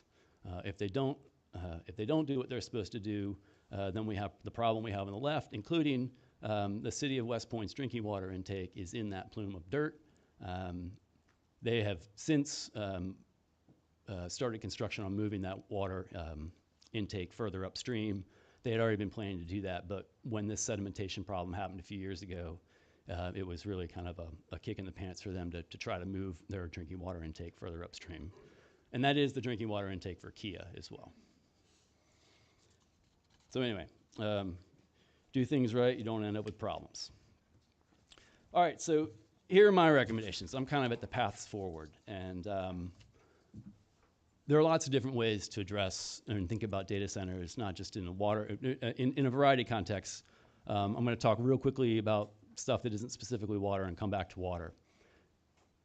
The tax incentives and data collection. On the right here, there's a commission report. The Virginia Legislative Assembly produced this report in 2004. Lots of great recommendations and analysis on data center development in all sorts of different contexts, far beyond water. One of the recommendations that you could pause, reduce, or eliminate the incentives. One of the other suggestions was that, well, if you're going to keep the incentives, you could require disclosure and reporting on resource use and other things. And there is a Georgia option on the table right now that would essentially do that. HB 528 from Representative Buckner would require disclosure and reporting of resource use and other things in order to continue to be eligible for and collect incentives. On the energy side, the idea of requiring developers to provide more upfront investment in energy generation, transmission, and other infrastructure, and not just the local substations. That's also kind of on the table with SB 34 by Senator Hofstadler. Now, water. There are lots of different paths forward, lots of different actors, and as Chairwoman Smith said, the General Assembly can have a big role in that. But again, just kind of starting at the top here, the Department of Community Affairs, I think it's really imperative that they require data centers to continue submitting DRI applications. I don't understand why this kind of unprecedented wave of a particular sector has resulted in that sector not being required to be a part of the DRI process. The Atlanta Regional Commission, a path forward, as Danny talked about, was the recommendation for closed loop cooling, but of course that has trade-offs, as he explained. Certainly the Google example is a good path forward. Water reuse at data centers, it is technically feasible, but again, it hasn't been replicated in the state because it's logistically and financially, it costs money. Georgia EPD could consider revising drought response rules to address a new class of critical facilities like data centers, maybe to avoid the conflict over whether or not grandma or business will get water in a drought. I think we have to realize that on days when it's in the 90s, like it is now, when we have these consecutive days, data centers are going to be hot, so they're going to be running their cooling systems at 100%. And it could be at the same time, thankfully not right now, when the resource itself, the water resource, is limited. And so we have a situation where during drought, it could be really, really hot outside, the rivers could be really, really low, and the data centers need to be running 100%.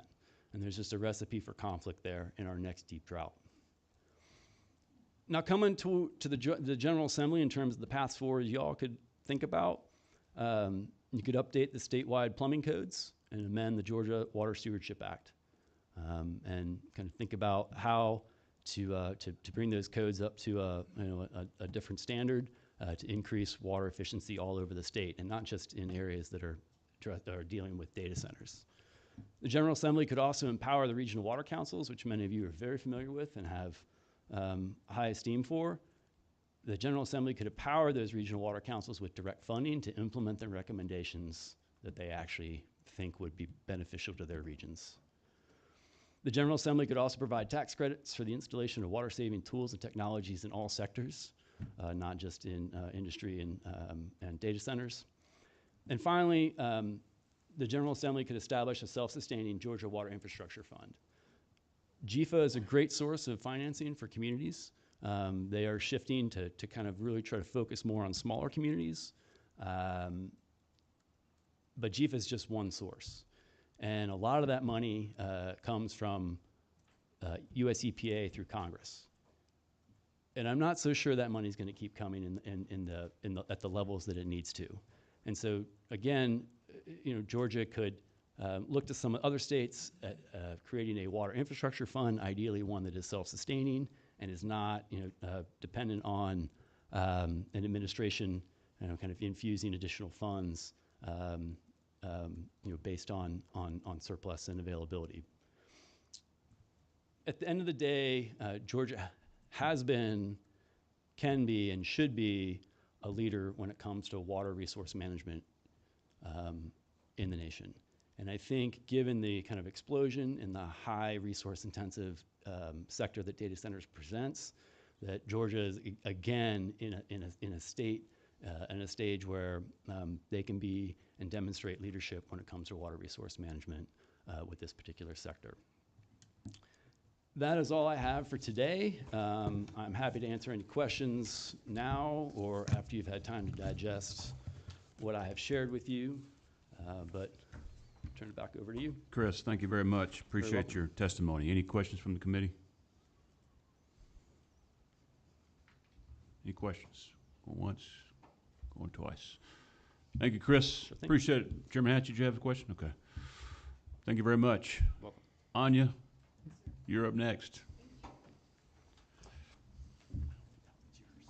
No, thank you. Good morning, everyone. Thank you for giving me a little bit of time today to talk to you about, whoops, nope, I got the wrong one. We use the same date convention, so, where am I? This might be, no? All right, we all use the same date convention. Some of these are for the wrong committee too, right?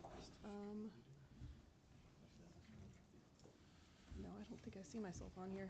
Let's see, I've got a couple of them here. All right. There's PDFs that you just sent to me. Okay. Let's see. There I am. This one right Yes, sir. here? Perfect. All right, great. Sorry about that. Oops. No, you're good.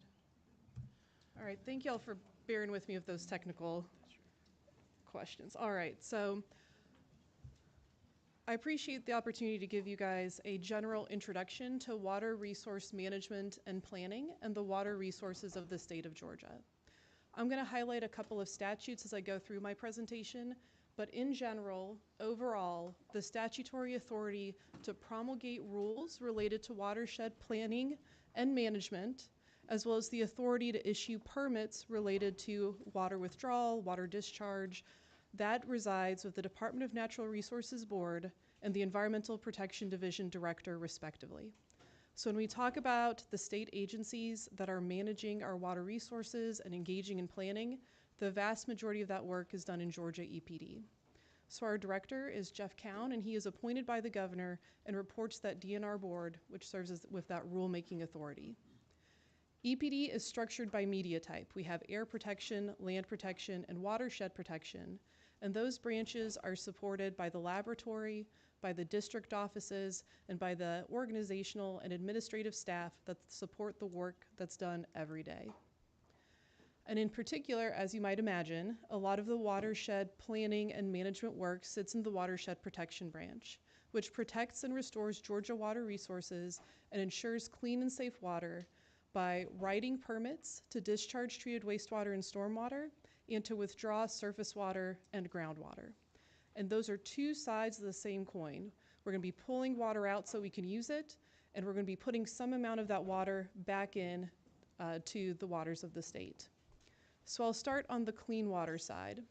The statutes that authorize Clean Water Act permitting and activities are the Georgia Water Quality Control Act and the Georgia Erosion and Sedimentation Act. And those two acts together give us the authority to implement clean water programs in the state of Georgia. So we have delegated authority from EPA for the administration of Clean Water Act programs here. And what that means is that we look across the whole state, we look at the waters throughout the state, we identify how we want to use them, and then we set water quality standards to make sure we can keep using them in that way. So drinking water, recreation, fishing, and then identifying both numbers and narrative criteria to ensure their use. We are constantly going out and collecting data with our partners to see whether or not these water bodies can support their uses. So is there too little dissolved oxygen to support a fish community in this area? Is there too much zinc in another area causing other issues?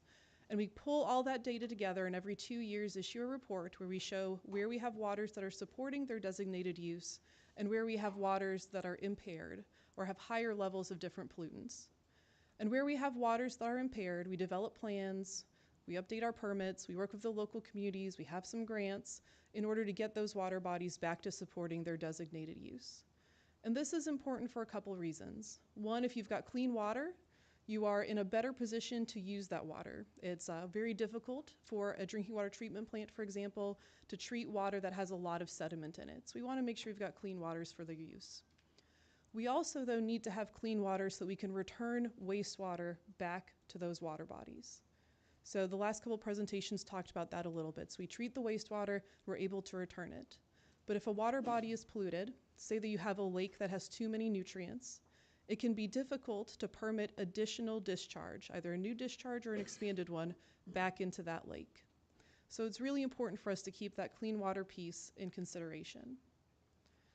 On the water quantity side, we have a lot of statutes that encourage good water conservation and dictate the way that we permit water withdrawals in Georgia. So the Programs for Voluntary Water Conservation and Enhancing Water Supply, the Georgia Groundwater Use Act, the Georgia Water Well Standards Act, the Georgia Water Supply Act, the Flint River Drought Protection Act, and portions of the Georgia Water Quality Control Act all govern how we can conserve and permit water withdrawal. So EPD requires and issues water withdrawal permits for any withdrawal of more than 100,000 gallons per day, whether it's for municipal, industrial, agricultural use. If it's more than 100,000 gallons per day, we need an application to allow that withdrawal. We then evaluate the application, and in particular, we look at 3 things. 1, can we justify the need? We don't want to see a lot of speculative applications. We want to understand that this water will really be used because it's a limited resource and there are a lot of people who may need to use that source. We look at the safe yield of the water source. We want to make sure that we're not taking out so much that we are harming that water source. And we also want to look at that impact of the water withdrawal, not just on the source, but also on other users. So there may be plenty of water in a creek, but if you have 2 intakes right next to each other, they might be interfering, right? We want to make sure that we are permitting withdrawals where they will not harm other people who need to use that water resource. And our water withdrawal permits include water conservation plans and drought contingency plans so that the water users can think about how to be good stewards of that water resource and be prepared for times of scarcity, because as the previous presenters discussed, times of scarcity will come.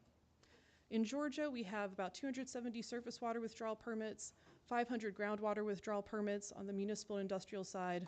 If you take ag by itself, put both surface water and groundwater together, we have about 25,000 of those permits. So where are the water resources in the state? Well, Georgia is a water-rich state. That doesn't mean we don't have times of scarcity. That doesn't mean we don't have local challenges, but we have a lot of water resources. Generally speaking, when you are above the fall line, above that Columbus, Macon, Augusta corridor, a lot of the larger water users and water providers use surface water. They might be withdrawing from the Chattahoochee River and its tributaries. You see some from the Coosa River and its tributaries, but there are a lot of surface water resources in this northern portion of the state. Thanks to the topography and the geology, this is where we see reservoir projects, and we don't see nearly as many wells up in North Georgia as we do in South Georgia. Now in South Georgia, below the fall line, we rely very heavily on our groundwater resources. We do have some withdrawals from the Chattahoochee, the Flint, the Altamaha, the Savannah River. These are still very important water resources. But when we look at our permits, the vast majority of users are relying on our aquifers, and in particular the Floridan aquifer, which is a large and in most places fairly plentiful aquifer for water use.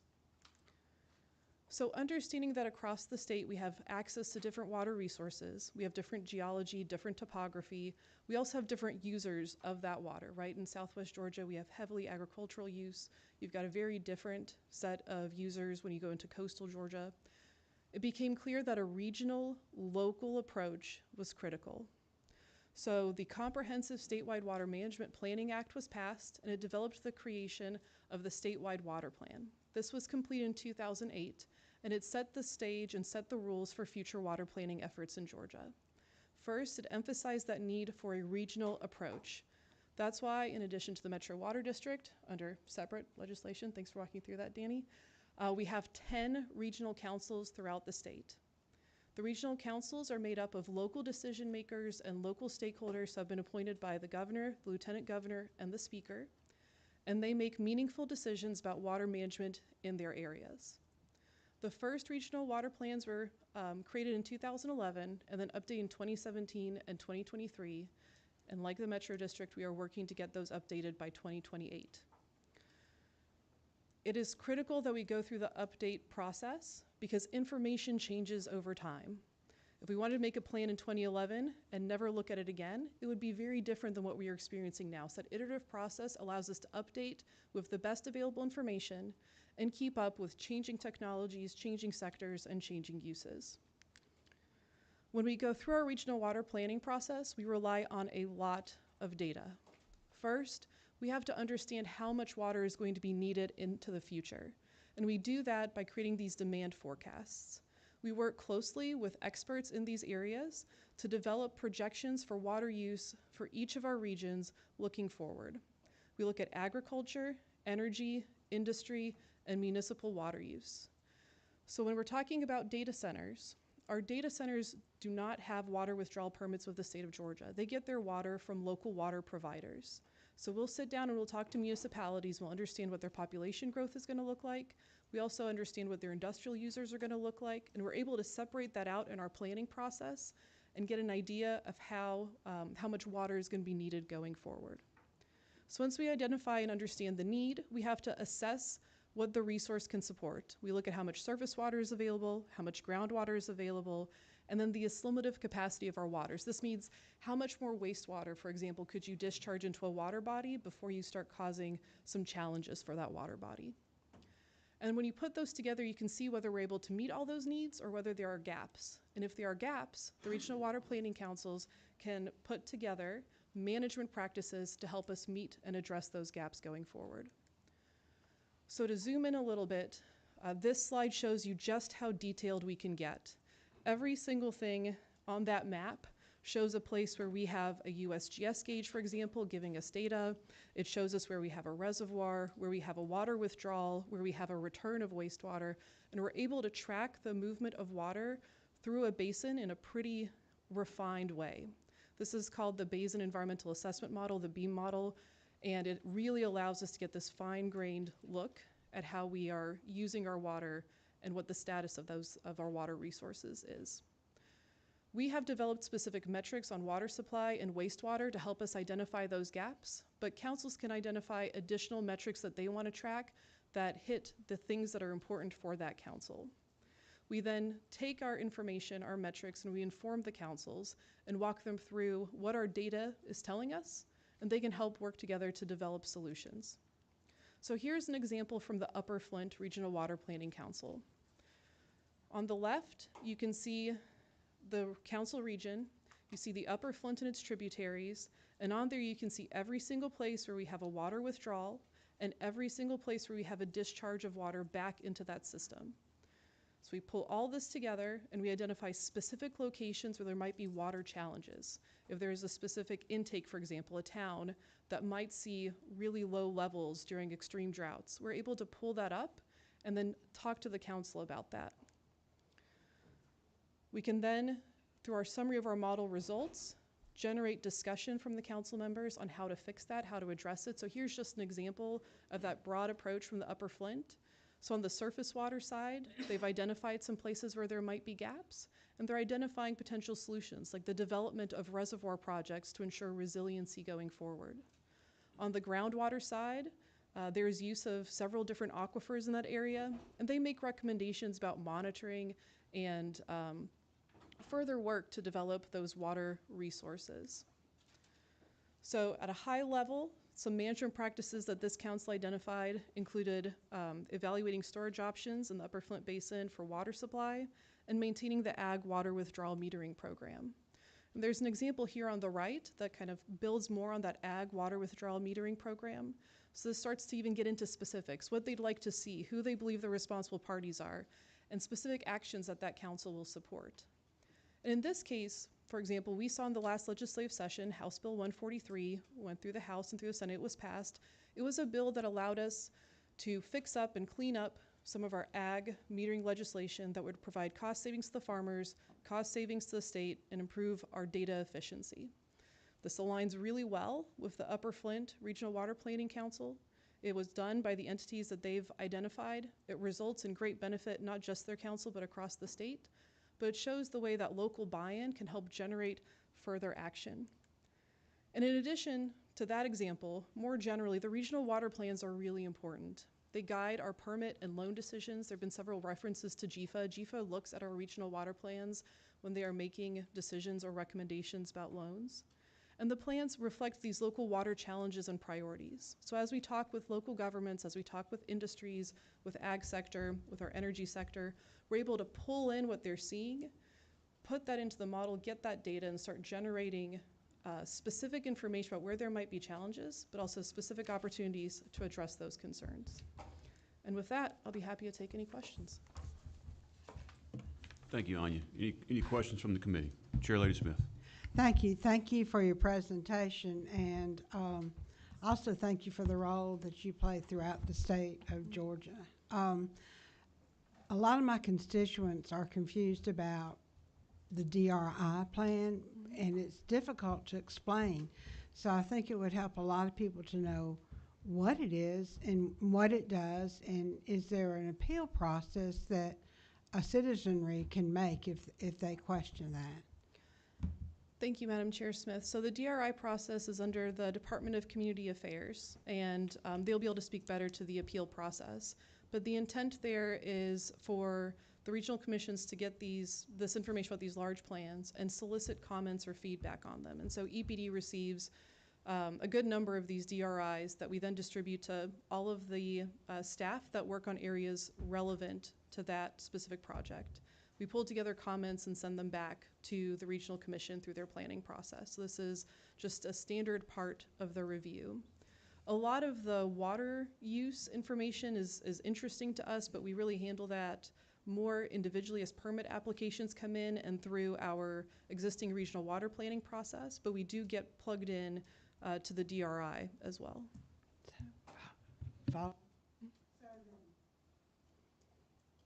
For you and EPD is you provide information, but the actual decision comes from Department of Community Affairs. Yes. And does the citizenry have any option in responding? Would you know that? I do not know that. I can look that up for you, though. No, well, thank you. I think that would help. A lot of our citizens feel like their voices are being heard. So, but again, we go back to local governments, and they're the ones who make the application, correct, to Department of Community Affairs. Mm-hmm. Okay, that seems to be a roadblock to understanding a lot of our issues. Thank you. Thank you, Chairman Thomas. Thank you, Anya. Thank you for being here. I have one question specific. Well, I have a couple. The Statewide Water Management Plan Act that you discussed a little bit ago, it sounds like you've gone through a couple iterations of that. Do you see any opportunities there that the state may need to step in, maybe some challenges that you've had with the current law as it's written or policy as it's written, or is it perfect and we don't need to do anything at all? So I think that the regional water planning process is a pretty good one because it is so very local driven. EPD really serves as a technical expert or a liaison. The intent isn't for us to be telling regions what they need to care about or how they need to necessarily solve their problems. The intent is for us to give them the data and to allow local decision makers to say, here are the things that are priorities for us. We recognize these challenges. Here's some things that we think can help fix those specific issues or challenges. I think the continued attention on regional water planning, the encouragement that Madam Chair Smith gave at the beginning for people to be involved, I really appreciate that because having active participation in the councils results in much better decision making, I think, overall, and it makes the plans that much more of an active, engaged, and implemented product. Okay, thank you. My other question has to do with gathering information for all this forecasting. As we heard earlier, the local water authority, it doesn't necessarily say yay or nay on projects. It sounds like the local, elected officials in that area make that decision. But could you explain how all this information flows back and forth? Because to me, it's like very confusing. Everybody talks about, well, I get this information from, and then there's other people that have other information, but that might not be the right information because we really don't know. Can you kind of help me? Because I know there's an authority, then there's a planning district, and then they integrate with you.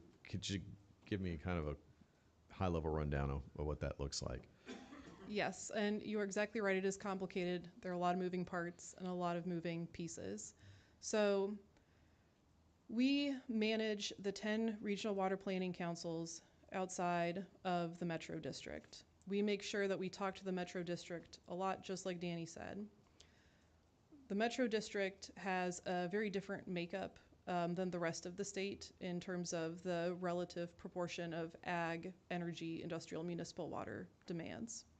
And they also look very different in how densely some of those services are kind of packed together. So when you think about Metro Atlanta, we're talking about many, many governments that are all right next to each other. And it's in more rural parts of the state, you have a little bit more of a low density of services and of residents.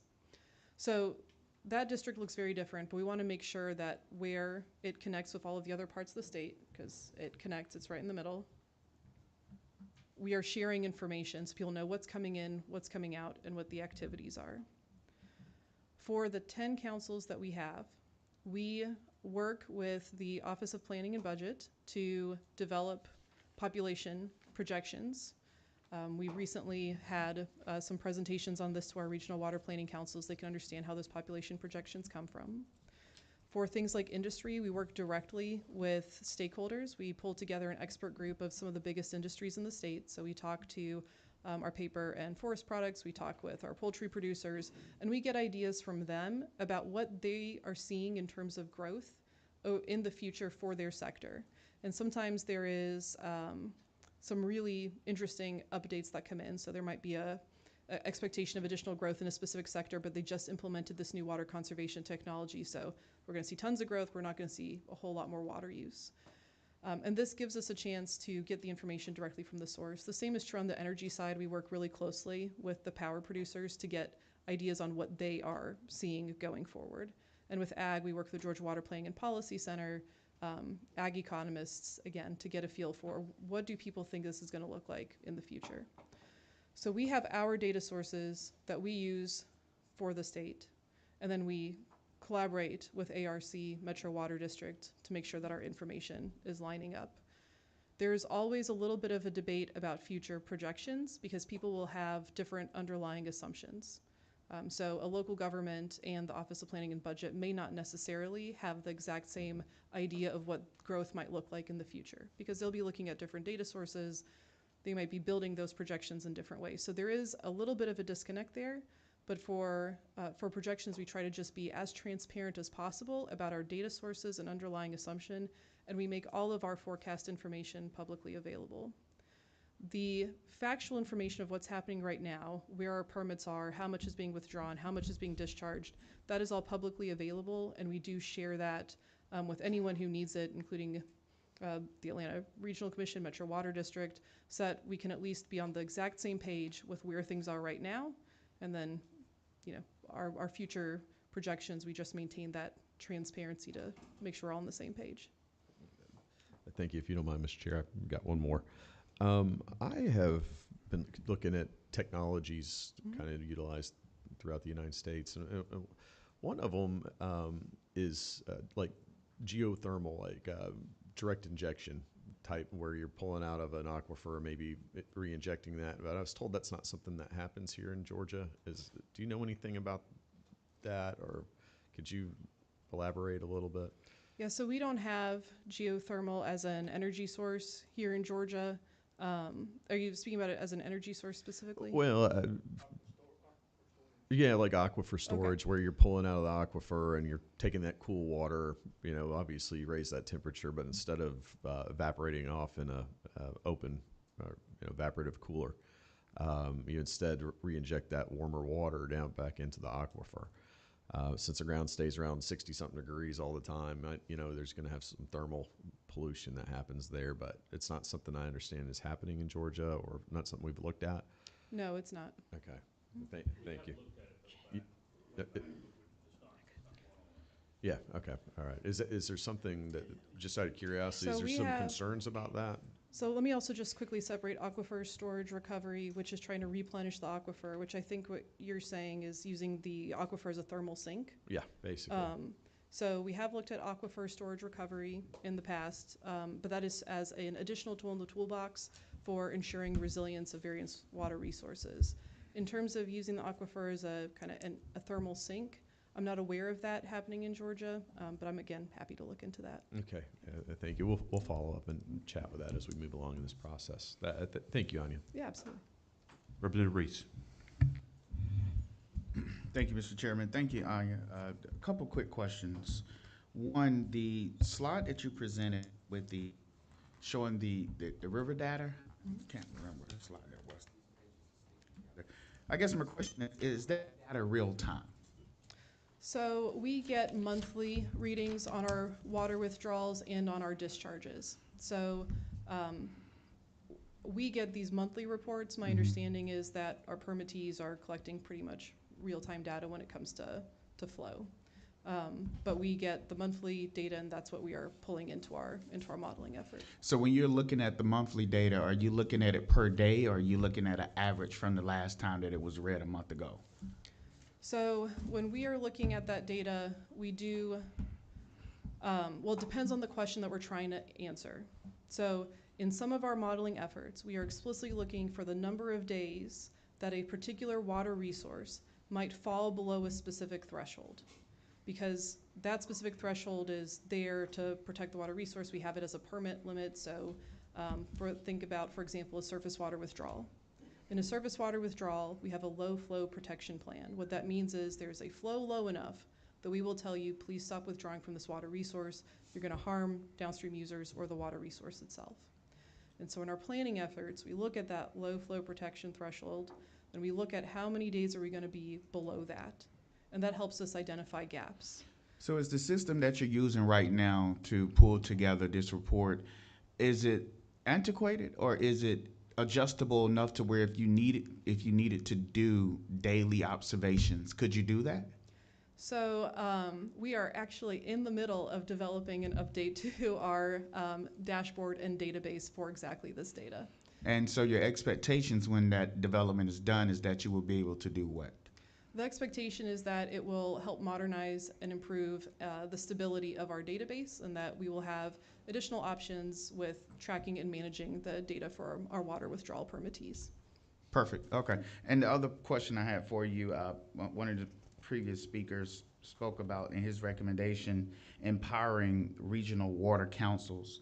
Are the 10 that you manage, are they considered water councils as well? Yes. So those are all regional water planning councils. Yes, sir. Are you currently happy with your authority, or do you think that you guys could utilize, I mean, of course, keeping in mind the need to not overly regulate, but could you utilize some more authority in helping us manage our water situation? Or do you think that right now your authority is sufficient? I think that the folks that are closest to the water use, the local governments, the farmers, the industries that rely on our water resources, they have the best knowledge and the best information about not only what they need, but what they're seeing when they use that water resource. So to me, it feels very appropriate that so much of that authority, so much of the decision-making of the regional water planning councils sits at that local level. We are in a really good place as the technical experts and advisors, and I think that by having us in that place, by keeping us, I think, a little bit less of that regulatory strong arm, it really motivates some open, honest, and very productive conversations. So you're more offering recommendations to the local entities? We're offering them our observations, the data, the technical basis, and they are able to generate from that their preferences for how to address that. So if we find ourselves in a critical situation with water accessibility, ultimately, it would still be the local entity's decision on how they choose to act unless we act as the General Assembly. So we absolutely identify places where further water withdrawal would not be permitted. But how we avoid those situations or what redundancies are in place, those solutions best come from local governments because they're able to identify things like, should we look at reuse? Or should we build a reservoir? Or should we develop a new groundwater well? And they're able to put that together and say, here's how we are going to address this gap. So like the chairman question here, we're trying to understand a lot of how this works because it is a little complicated. So basically, you would help them with the understanding of the regional impact because a small government entity is not going to have the knowledge to know what's happening 100 miles upriver to make a sufficient determination as to what they should be doing with their water. So therefore, your input right there is what helps them make that ultimate local decision. Yeah, our input is what drives the decision-making on the regional level. And then from the regional level, there will still be some flexibility and some tools for the local governments themselves to use. And these local governments interact on a regional level, correct? Yes, yeah. Okay, thank you. Thank you. One more, Chair Smith. Thank you. Felt like we were grilling you a little bit there, but you kept up with us. As to the regional water districts, when we first developed and had the debate, you're actually bringing up all the things that we debated, but it's population, it's water quality and water quantity, and then it's actually your economic development. But it's all controlled by whether or not they give us a permit. So there is an ultimate hammer, so to speak. And as to the question of aquifer storage and recovery, we've never really debated thermal. We kind of feel like that's out in the west, so to speak, but our issues, and really it's in the red zone and the zones along the coastal area, which is where we need to do aquifer storage and recovery, if we could. The issues, one is piracy. Who's going, how much they're going to charge us if, you know, there's worry about that. Then there's worry about pollution. And so we've always ended up with a moratorium because it's hard to figure it out. But myself personally, I think it's a critical debate to have now. We have more information. We have much more of a need in those areas for that. But if you want trick-or-treat and Halloween, just bring up aquifer storage and recovery because, but I do think that there's a willingness to look at it again. Yes, and we've developed, I think now it's been quite a number of years ago, developed a guidance document for if you will want to do aquifer storage recovery, here is the regulatory pathway through which to do it. We haven't had a lot of interest. We expected there might be some interest in exactly the areas that Madam Chair Smith identified. There is one potential project in northwest Georgia, of all places, that might end up following an aquifer storage recovery path, but it is it's very early in the infancy in terms of actually going down that. Thank you. Thank you for your presentation. Thank you, Chair. So Anya, Jeff, thank you all for y'all's testimony today. I really appreciate it. Chris Pumphrey, just a little bit on timeline. We're really close to, we're about 15 minutes overboard, so we're going to try and, Chris, if we can reduce your timeline a little bit, we might try and squeeze in a few folks for public comment, but it might be 1 to 2 minutes only. We need to be out of here by 12:30 or maybe even earlier, so we're looking at a tight timeline, so just try and keep it concise to the point. Thank you.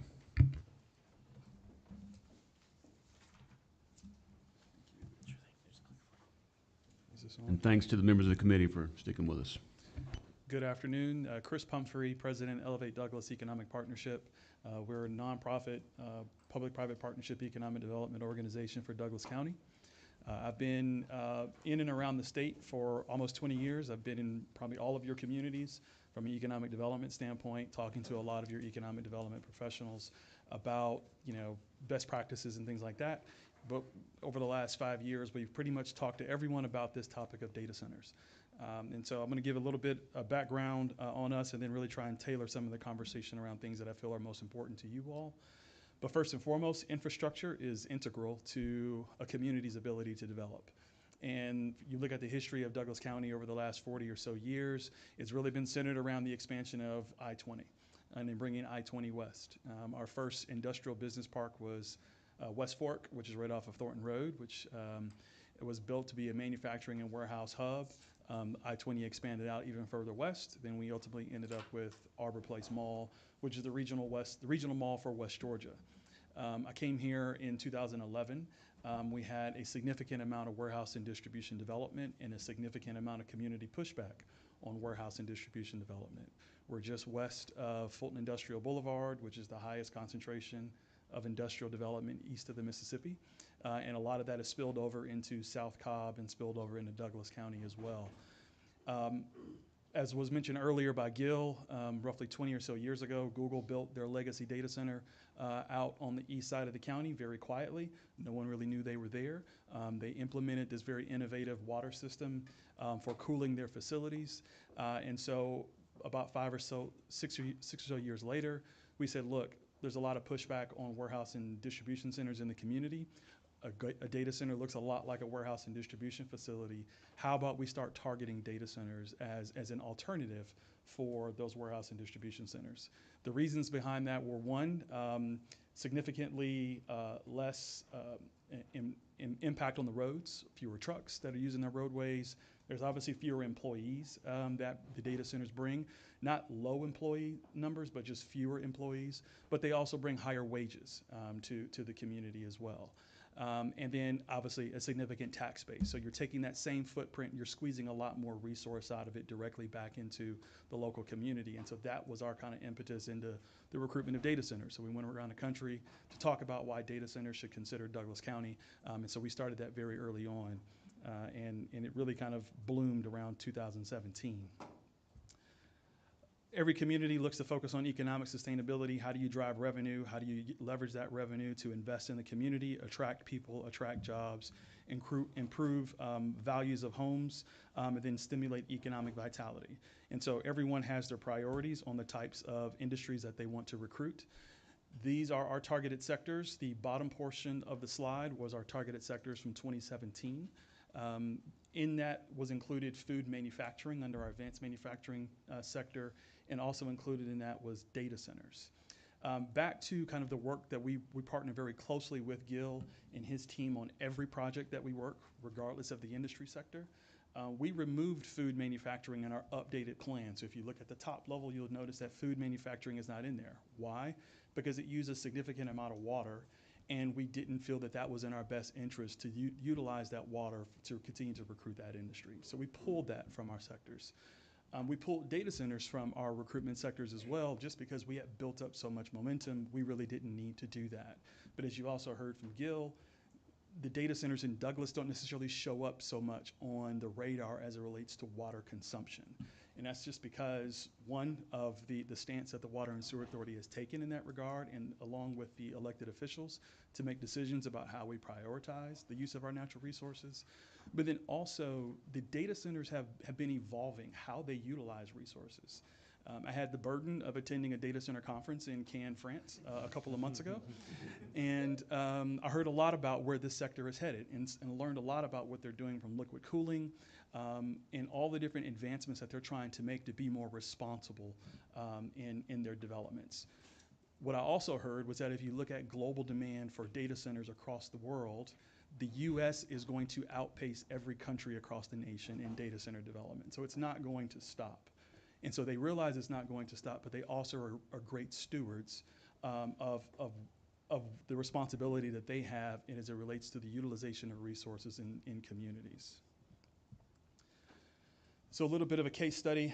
This was a developer who bought 500 acres in Douglas back in 2012. Their intention here was to build a few million square feet of warehouse and distribution centers, which was going to be more trucks on the road off of Riverside Parkway.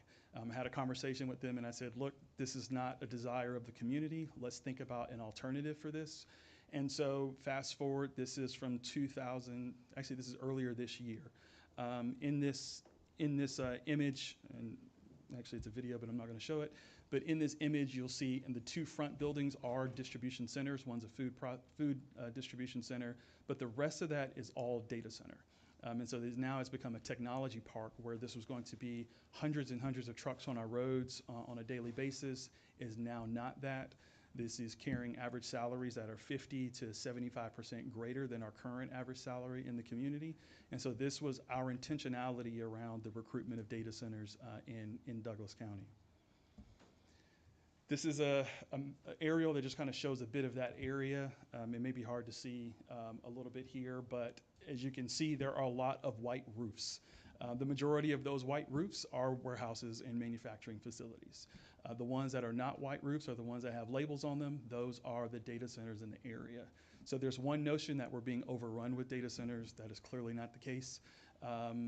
But what we have had quality development come in to remove a little bit of that truck burden off of our roadways, but also increasing the tax base. And as mentioned, these data centers take time to come online. And so Switch, for example, we announced in 2018.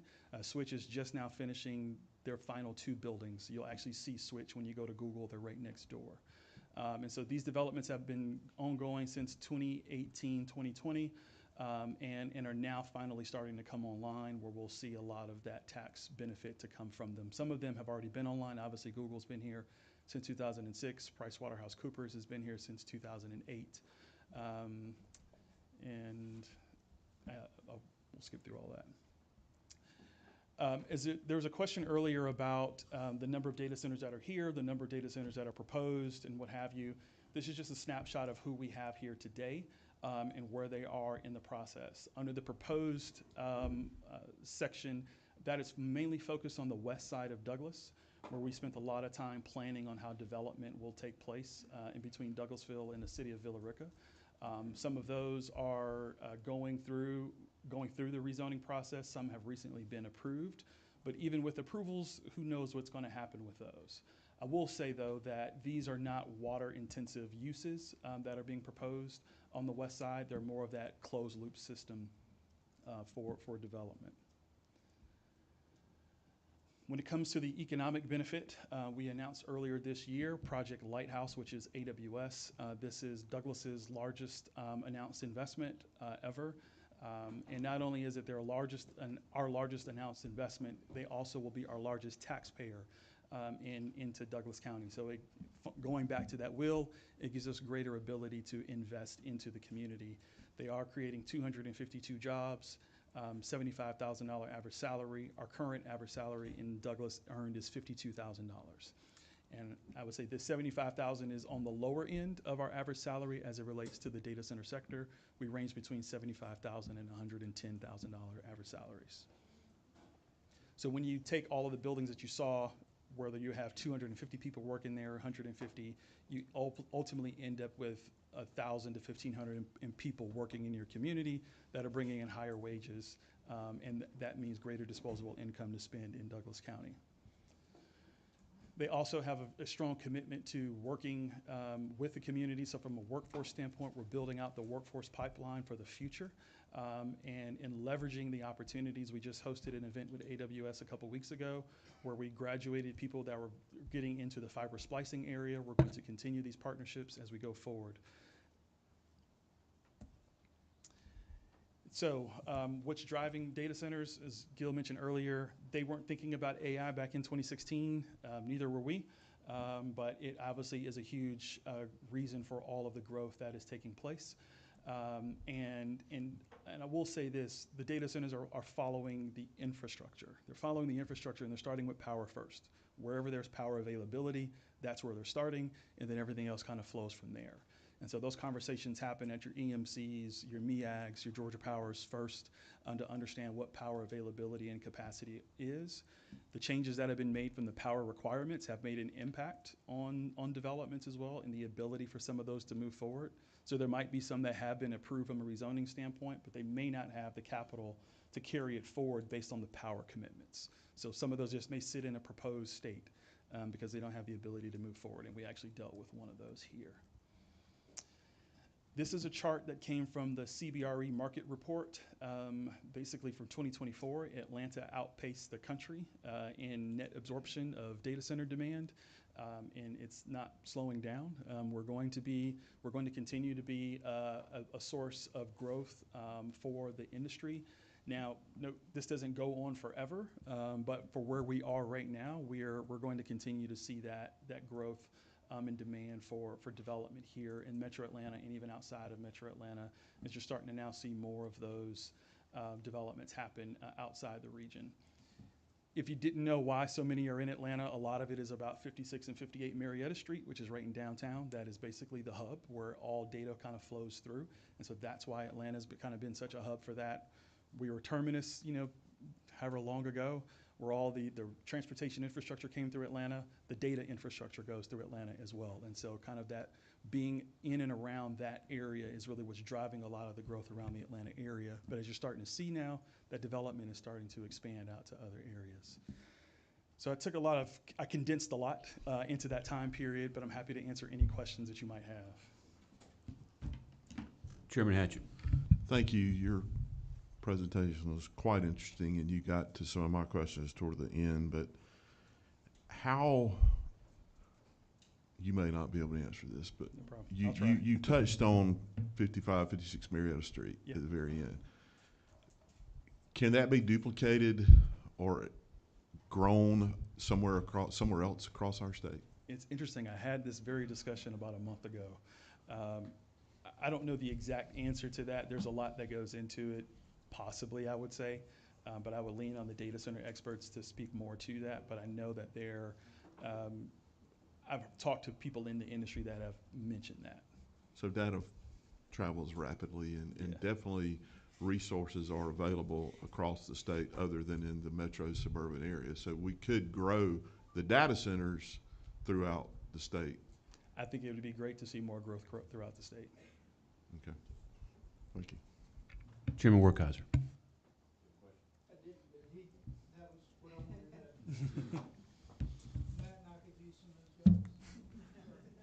Question from the Jobs committee? and the tax revenue, right? All right, we're going to try to push through the 12:30. We're going to have a couple of public comments real quick, and so we can go to public comment, Echo Labs, and then I've got, who else I got I signed up for that?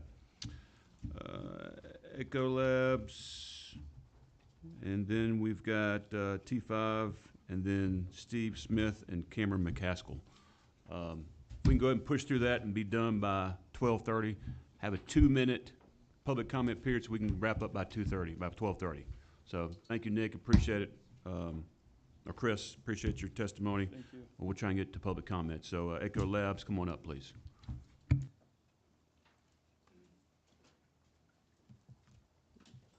Thank you, Mr. Chairman. I'll keep it really brief because I'm going to reiterate from the private side a lot of what the first couple of presenters talked about. But my name is Taylor Murray. I represent Ecolab and our Nalco Water subsidiary. We're a water treatment company. We employ about 60,000 employees in about 170 countries, about 600 plus in the state of Georgia. And to date this year, we've helped customers save about $125 billion in water reduction. So we provide cooling water treatment for just about every industry that uses water, including the data center. So we're kind of in a unique position to think about it from a holistic standpoint. And I think a lot of this conversation could use that context. We leverage technology to help customers actively monitor their water. We design custom chemistry regimens to help them reduce that water, or reduce their water by using it longer in a cooling setting. So like I said, there's a lot of need for context in this conversation because data centers have kind of become a whipping post for industry and water usage. For context, a 100 megawatt data center consumes less water per year than an average 18-hole golf course, and sometimes it's significantly less that they use in irrigation. And as someone mentioned earlier, the number one factor currently limiting data centers is power infrastructure. And it's the way we talk about it is those two are very interdependent on one another because it takes power to generate, or it takes water to generate power. Obviously, these use a lot of power as well. And we've seen that in evaporative cooling or water-cooled systems, they use about 10 to 30% less water than an air-cooled system. So think about that when you are using less power, that means or if you're using more power, that water is going to be used in power generation elsewhere, especially if it's within these same systems or a same aquifer. And then I think we've talked about this pretty quickly, but we call this the water energy nexus, so thinking about how those two are interdependent. I'll skip down to kind of what we think was an ideal state. We would caution against any restrictions on specific data center water or cooling design, just because there's no single perfect design out there. It's more a, how do we evaluate the local system, the local geography, the aquifer, and what power and how power is being generated, and make sure we design the best system to optimize that. Thank you. Thank you, Taylor. Anyone from T5 here? Come on up. 2 minutes, please. Next is Steve Smith. Thank you, guys. You know, I come here, well, I've been working with Gil for the last, Gil did a great job. My name is Robbie Sovey. I'm Executive Vice President for T5, so I'm responsible for all of our execution across the United States. We've got facilities in Chicago. Chicago is a major market, as you saw on the screen. And Atlanta are the two biggest markets from a growth perspective in the United States. Northern Virginia runs a lot of the United States. But the Atlanta market, I'm very excited. The AI industry and the hyperscale growth is larger than anything we ever could have imagined. And what most people don't understand is our facilities and the use of water is really, there's a lot of efficiencies in the design that can limit water. Air-cooled, closed-loop air-cooled chillers is what you heard a lot today. And most of our facilities across the U.S. are closed-loop air-cooled chillers. Power is everything. Power is the main thing in the market. If you can find power, you can build a data center. A lot of the hyperscale community are going to rural areas to do that. You can use a closed-loop air-cooled chiller system, incredibly efficient. The PUE is a little higher, which means you use a little more power, but it's a very efficient system. So I'm encouraged where we are in the industry, and I'm encouraged with how we can continue to support these AI loads across the United States as densities continue to increase. When I say densities, I'm talking about how much power you can get in an individual footprint. It's greater than anything we ever could have imagined. We're talking about gigawatt capacity loads with hyperscale users, OpenAI. To fathom that is hard to, it's hard to fathom that. 1 gigawatt under one roof that may be a 500,000 to 1 million square foot facility. So as we continue to do that, there are cooling technologies, but I am incredibly confident that we can do that without the use of water. So I'm looking forward to the next 5 to 10 years. Thank you very much. Steve Smith. After Steve is Cameron McCaskill, then we'll try to wrap it up. Good afternoon. I'll give you the quick elevator pitch on this. I'm Steve Smith, CEO, co-founder of Atlanta Technology Contractors. We're a data center infrastructure provider, everything from fiber optics to Cat6 infrastructure. And 12 years ago, I invested in a company called Pipeburst Pro, which is leak detection. We do all the Ritz-Carltons, all the Greystar properties across the country. And the way this works is if there is a local state tax credit that's coming in, whatever facility data center it might have, they would have an internal flow meter that would match up with what the city is drawing. So if they said we're going to use 1,000 gallons a day, internally they would have that. They'd be able to register it. If they were getting to the threshold of paying on that daily use, it would send out over 100 text, emails, conversations for them to know you're in the red zone. You need to throttle things back on your server. You need to make some adjustments. So using technology, we're able to help manage that for the local facility, as well as the state and local government can see their flow meters. So there's comparables that are there, and there's also tax benefits. Won't go any further in details. There's sensors that can go throughout. So we're basically managing the energy in those infrastructures.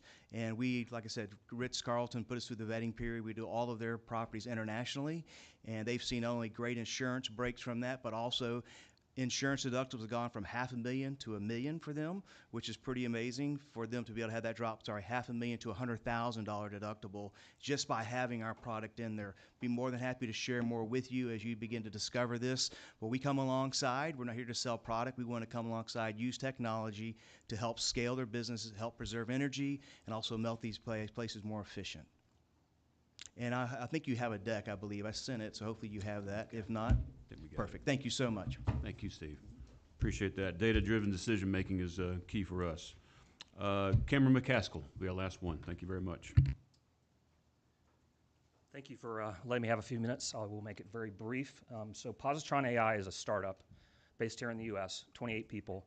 going against a $4 trillion company called NVIDIA that builds GPUs, graphic processing units, that get put into these data centers. And basically from day one, we said, specifically for the inference side of AI. So there's training models, that's when you put all the information in the model, and there's inferences when you actually put those models to use. We said we know that there's a lot of room to make the inference part of this much, much more efficient than it is today on a GPU. Training is actually quite efficient on GPUs, so it was not a problem that we decided to attack. But as a startup, we actually are shipping a server today. We've only been in business 2 years. If you take our server and you run an AI inference workload on that server, it consumes 20% the power of an NVIDIA server to do that exact same workload. And so we actually have a roadmap to, within a year and a half, we will be 1/10 the power consumption of NVIDIA to run the exact same workload. So if you're consuming a lot less power and you're air-cooled, which 100% of our products are air-cooled, you are going to use a lot less water. Now, I'm not a water expert, but I do know that you need a lot less water if you need a lot less power to run those servers. And so I have given a deck. Shakira's got it, and I think she's actually already printed it out for you guys. If you have questions, I'm happy to answer them, but I wanted to keep it quick since you wanted to keep it to 2 minutes. Thank you, Cameron.